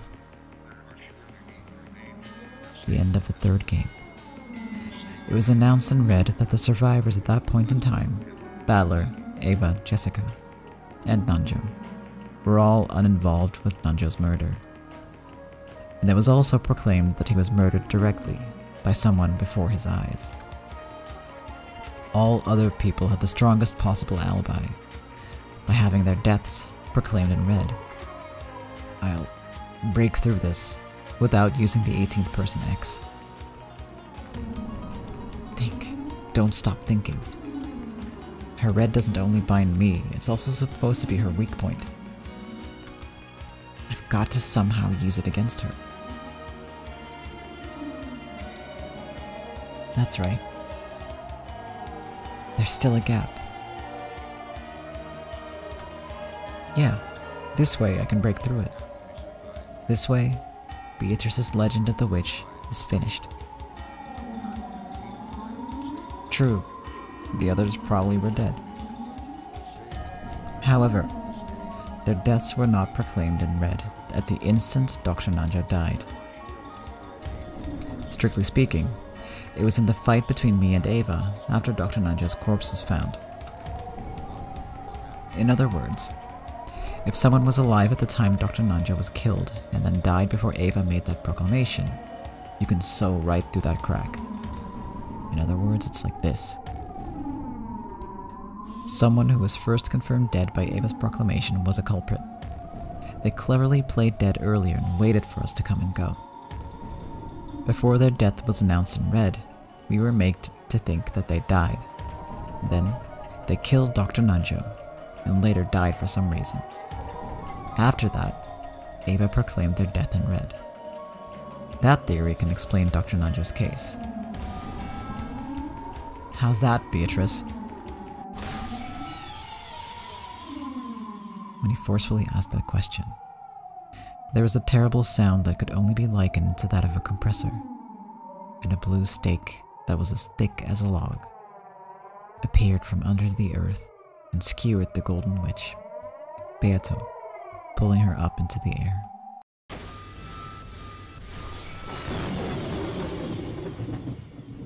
Ugly tearing sounds rang out, and each time, a blue stake or wedge would appear and pierce Beatrice's body.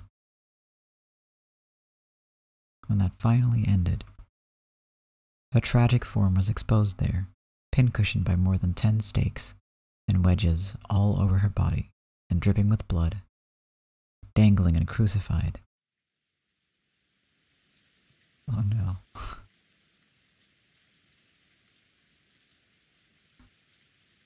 There was none of the dignity of the brutal witch who had sneered at the honor of the dead and toyed with and killed hundreds of the living. The rain, which had started falling at some point, quietly tormented the crucified witch. As Battler heaved with his breathing, he waited for some kind of answer from the Golden Witch. Although it wasn't long, it took the witch a bit of time to show any signs of life. It hurts. It hurts. You got what you deserved. Now you can experience a portion of the pain felt by all those you've killed. Even as he said that, it seemed Battler had lost a little of his momentum at this extremely pathetic sight. even if it was an enemy. He couldn't look straight at a woman exposed in such a brutal fashion. But even so, unless he destroyed Beatrice, this battle wouldn't end. Battler, I beg you.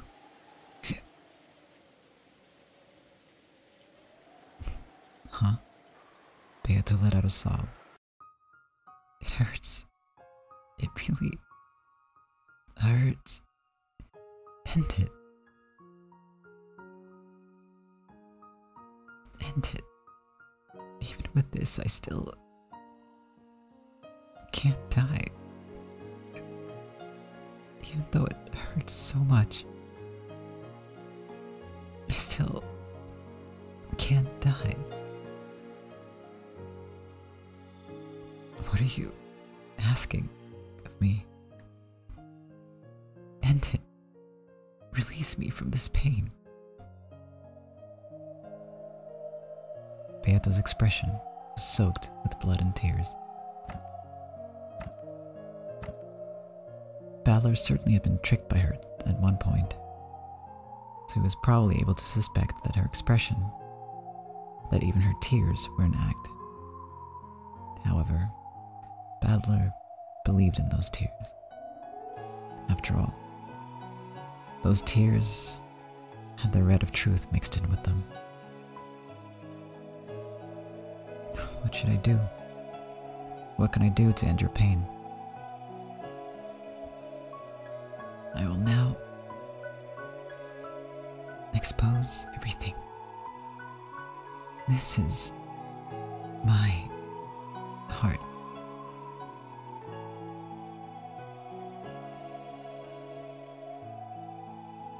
Your heart. Kill me. Beato. Kill me.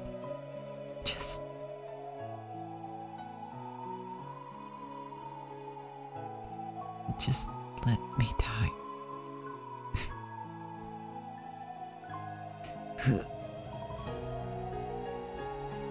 Were those tears from pain and torment, or else?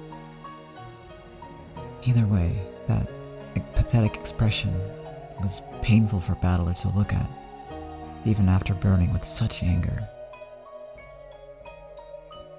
Quickly go back to Anji. I'll listen to your request, not so that I can go back, but to end your pain.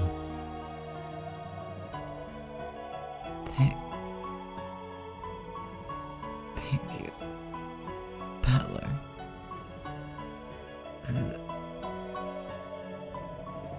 In her last breaths, Beato summoned up all of her remaining strength and managed to close both of her hands into fists.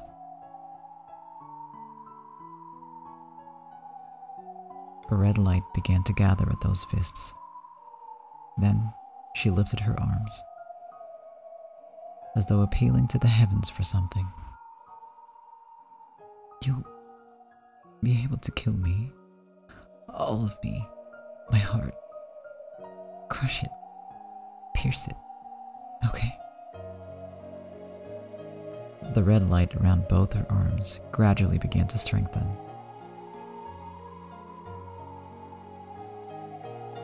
Please. After saying that much, her face tilted to the side a bit. Then, her right arm lost its light and flopped down.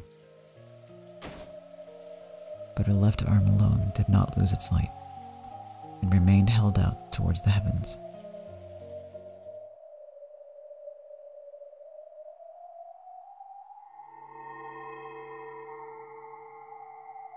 Then, before Battler's eyes, another Beato appeared with a faint form, transparent like a curtain. The crucified Beato had already lost consciousness. However, the newly appeared faint Beato quietly looked at me, her eyes expressionless. and spoke. Ushiromi Battle, I will now kill you. And right now, there is no one other than you on this island. The only one alive on this island is you.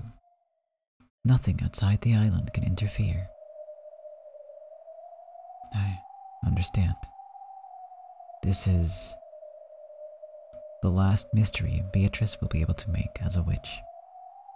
She's trying to offer it to me, entreating me to solve this final mystery and kill her.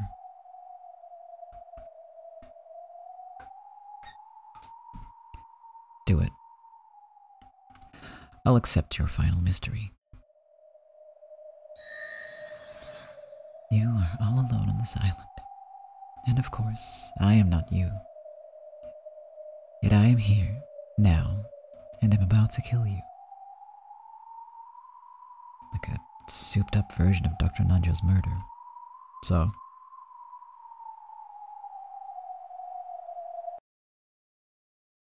who am I? Is that your final question? Who am I?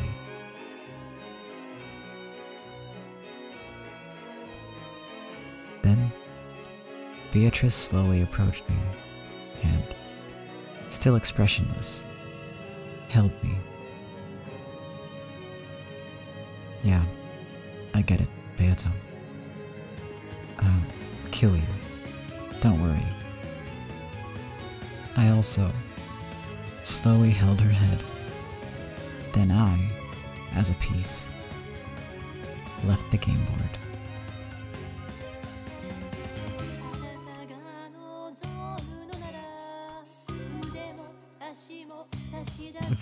Very nice, CG. It's a good timing there.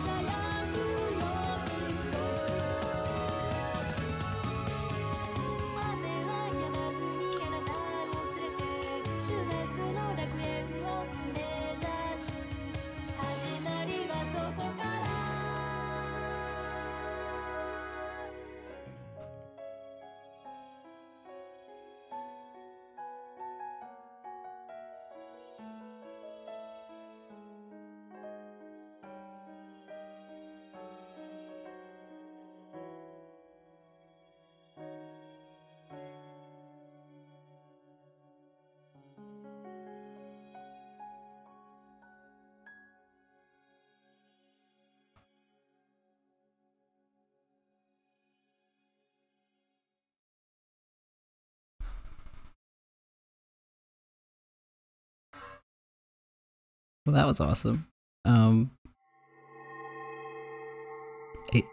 case you were wondering, my audio didn't cut out. I was just like miming along to the song. Don't worry about it. I do that every time, actually.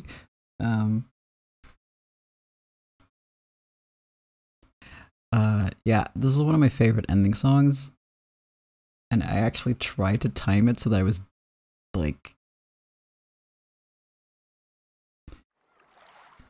it's hard because I didn't know exactly how much was coming up, but I thought, you know, we're near the end because the song is playing, so maybe I can time it so that the singing starts when I'm done talking. And yes, perfect.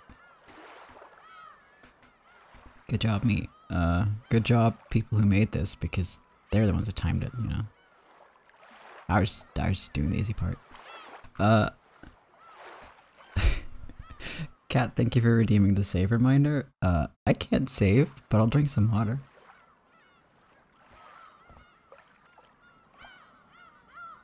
Because that was the tea party that's over. Which leaves us with... You wanted to see the butterfly? That's totally fair. Understandable. I'm glad you like it. I think this is a good place to stop for tonight. Then next time we're gonna do the witch's tea party. The question mark, question mark, question mark. And then next week, we should be able to get started. Because if I recall correctly, this one's really short, so we should get started on episode 5. And I'm not prepared. I am, just not, my heart's not ready. I actually had to check the opening to see, you know, to see if it was all running and good for streaming. I already set it up. And, oh boy, the beginning alone was like, ow, it hurts. But, you know, in a good way. We've established that the pain is actually part of why this series is so good. Oh, you've only played a little bit so far? Yeah, it's... You gotta... You're gonna have to catch up at some point then. But, or, you know, just follow along. And then throw your theories and stuff. Just throw them in the chat and... I will pretend that I don't know what happens in this game. Gosh. It's... I don't know, I'm just really jazzed that we're this far in. And that it's... I'm still going, still managing to do these on a weekly-ish basis. And... it's really hard to come up with like a full solid theory, I feel like. I really think that that's hard to do. I never, when I was playing this for the first time, I never came up with like a solid 100% this is what happens theory. So don't be too hard on yourself for not having that. That's just kind of part of it, I think. The people who do end up doing that are either like, they get super, super into it, like, you know, they have one of those walls with the tape, or the string, you know, and the pictures. Those kinds of people. Or it's people who, in groups, get it together, like through forums on the internet and stuff. Historically, it was people like that who figured things out.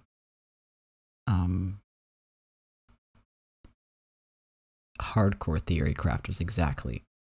And several of the theories ended up being correct. Several of them completely wrong. So, you know, it can go either way.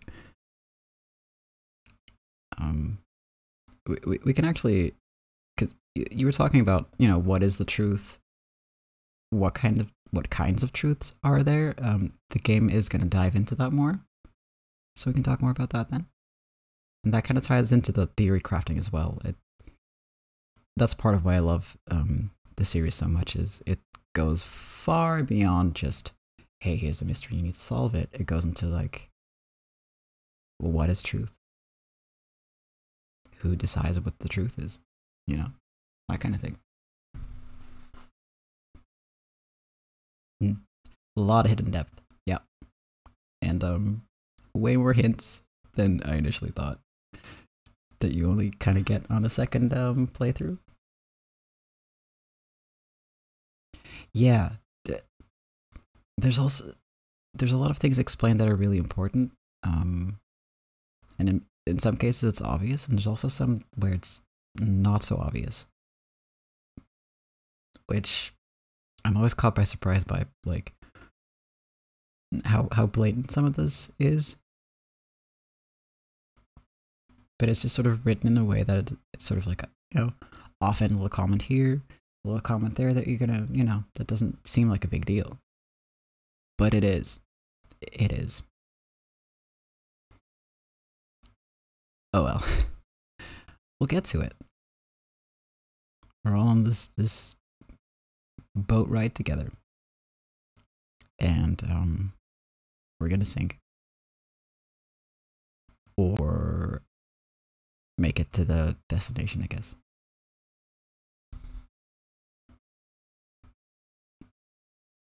The sinking is going to be from our tears, just so you know. Yeah. Yeah. Like, I'm going to have to, like, get tissue warnings up at some point. Yeah, that's a really interesting one. The fake addresses, but also like the gold, the money that was sent, not the gold. I was thinking of like big vault. Was it cards? It was credit cards, right? Why did I forget this? We only read about that like 3 weeks ago. Yeah, that's interesting. What's that about? Who knows? I know. Why was it necessary in the first place?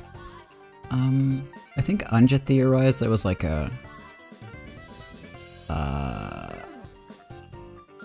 basically to give like money to the family of the victims. So it's kind of like either you're paying them off or like compensation. Yeah, exactly. But she also said it was kind of like mocking them. So is it that? Is it a grudge?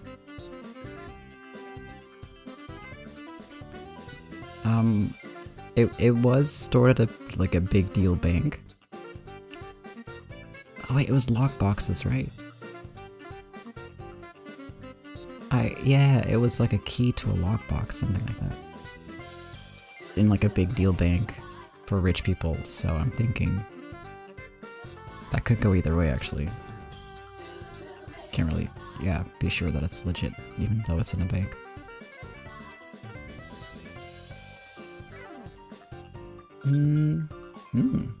That's interesting.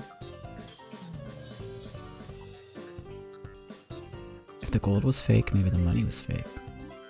It would have to be, kind of, right? Because everyone in the family is fucking poor. Nobody would have that kind of money. Like, it's all tied up in businesses and stuff like that, and the businesses are not doing great. Unless they're lying. I don't know. If Beatrice made it, it's gotta be fake.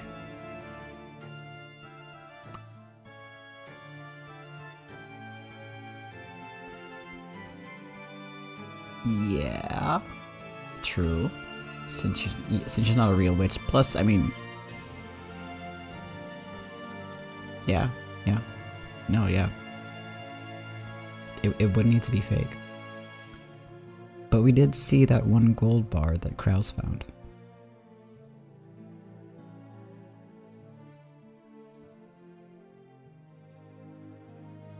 Was that fake too?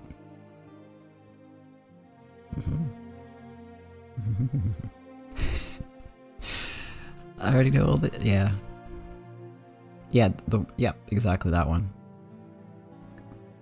I mean, that could easily be fake too, let's be real, because Kraus is... like, he gets scammed. They didn't describe it in detail. Yeah, true. They didn't describe it in like a lot of detail, and like it's just them two, so we don't really have any conversation other than.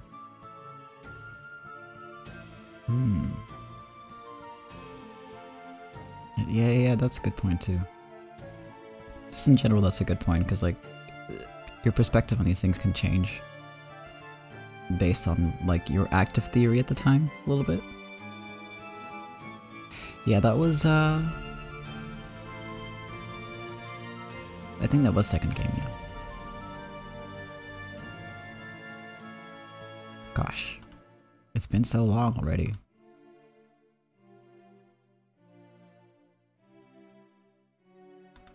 But yeah, it's pretty great. Just the show, the whole series. I don't know. I love it so much, you guys. All of them in a blur. That's fair.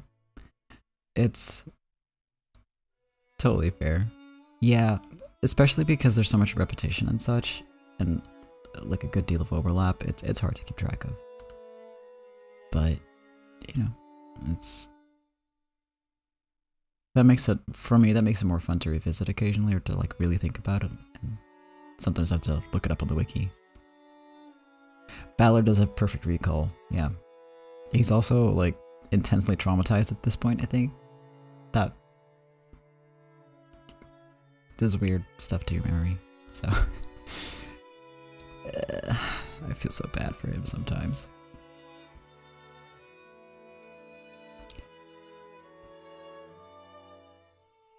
Yeah, I mean, it's personal for him, so that's, you know. Plus, seeing these things and like reading about them are not necessarily the same things. It is his entire life. Oh wow, that's dark. I'm still not over that final CG, by the way. That was beautiful. And I totally forgot that the game ends like this. That the tea party ends like this. Totally forgot.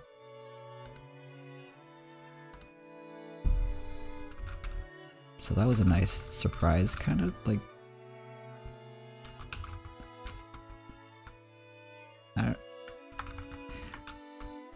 Yeah, it was basically a surprise, and it was, yeah.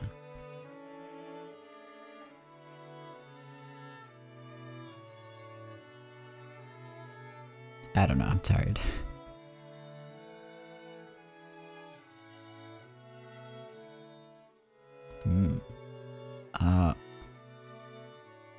I can explain a little more about that,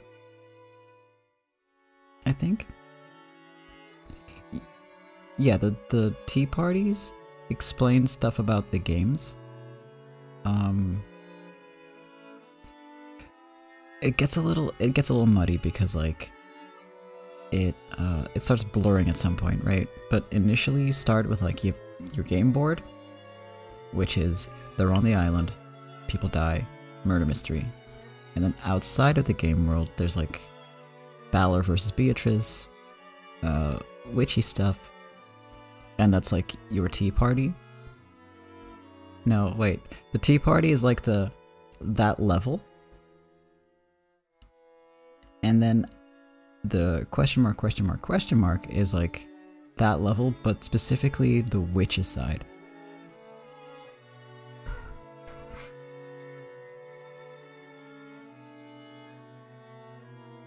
Yeah, so, like you said, Lambda Delta and Baron Castle trying to keep the game going forever because they're bored.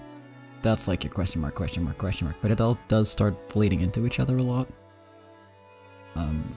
It's more for pacing, really, in the end, I think.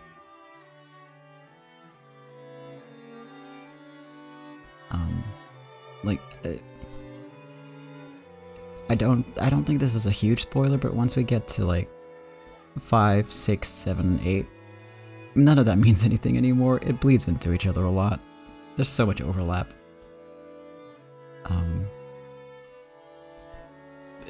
It's just sort of there.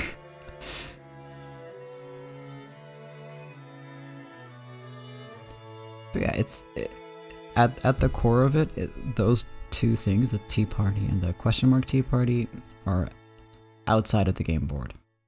Or supposed to be.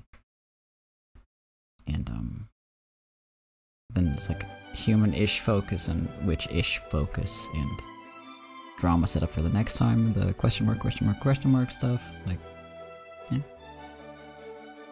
Just tension building drama. Yeah. Oh, I'm just looking at my avatar at the moment. Progress on that's been really good. I continue working, all the lip syncing is done, and it's already so much better than what you're looking at right now. So you're gonna be able to eventually see, like, if I'm like lip syncing along to a song, it's gonna be way more obvious. And I'm gonna be able to vibe to music a little bit, because the movement's gonna be way more like, you know, exaggerated almost. It's not quite the right word, but you know what I mean. So that's the work on that's been paying off really good. Should be done soonish. I did put a lot of effort into this one, yeah. Thank you, I appreciate it. And then in my new version, the shadows move, so they're way more dynamic. So they like adjust with the movement more, and yeah. I worked really hard on it. I'm gonna work hard on it, and I'm gonna be able to show that off soonish.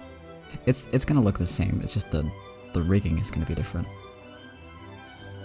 So, still gonna be the same old, you know, this boy.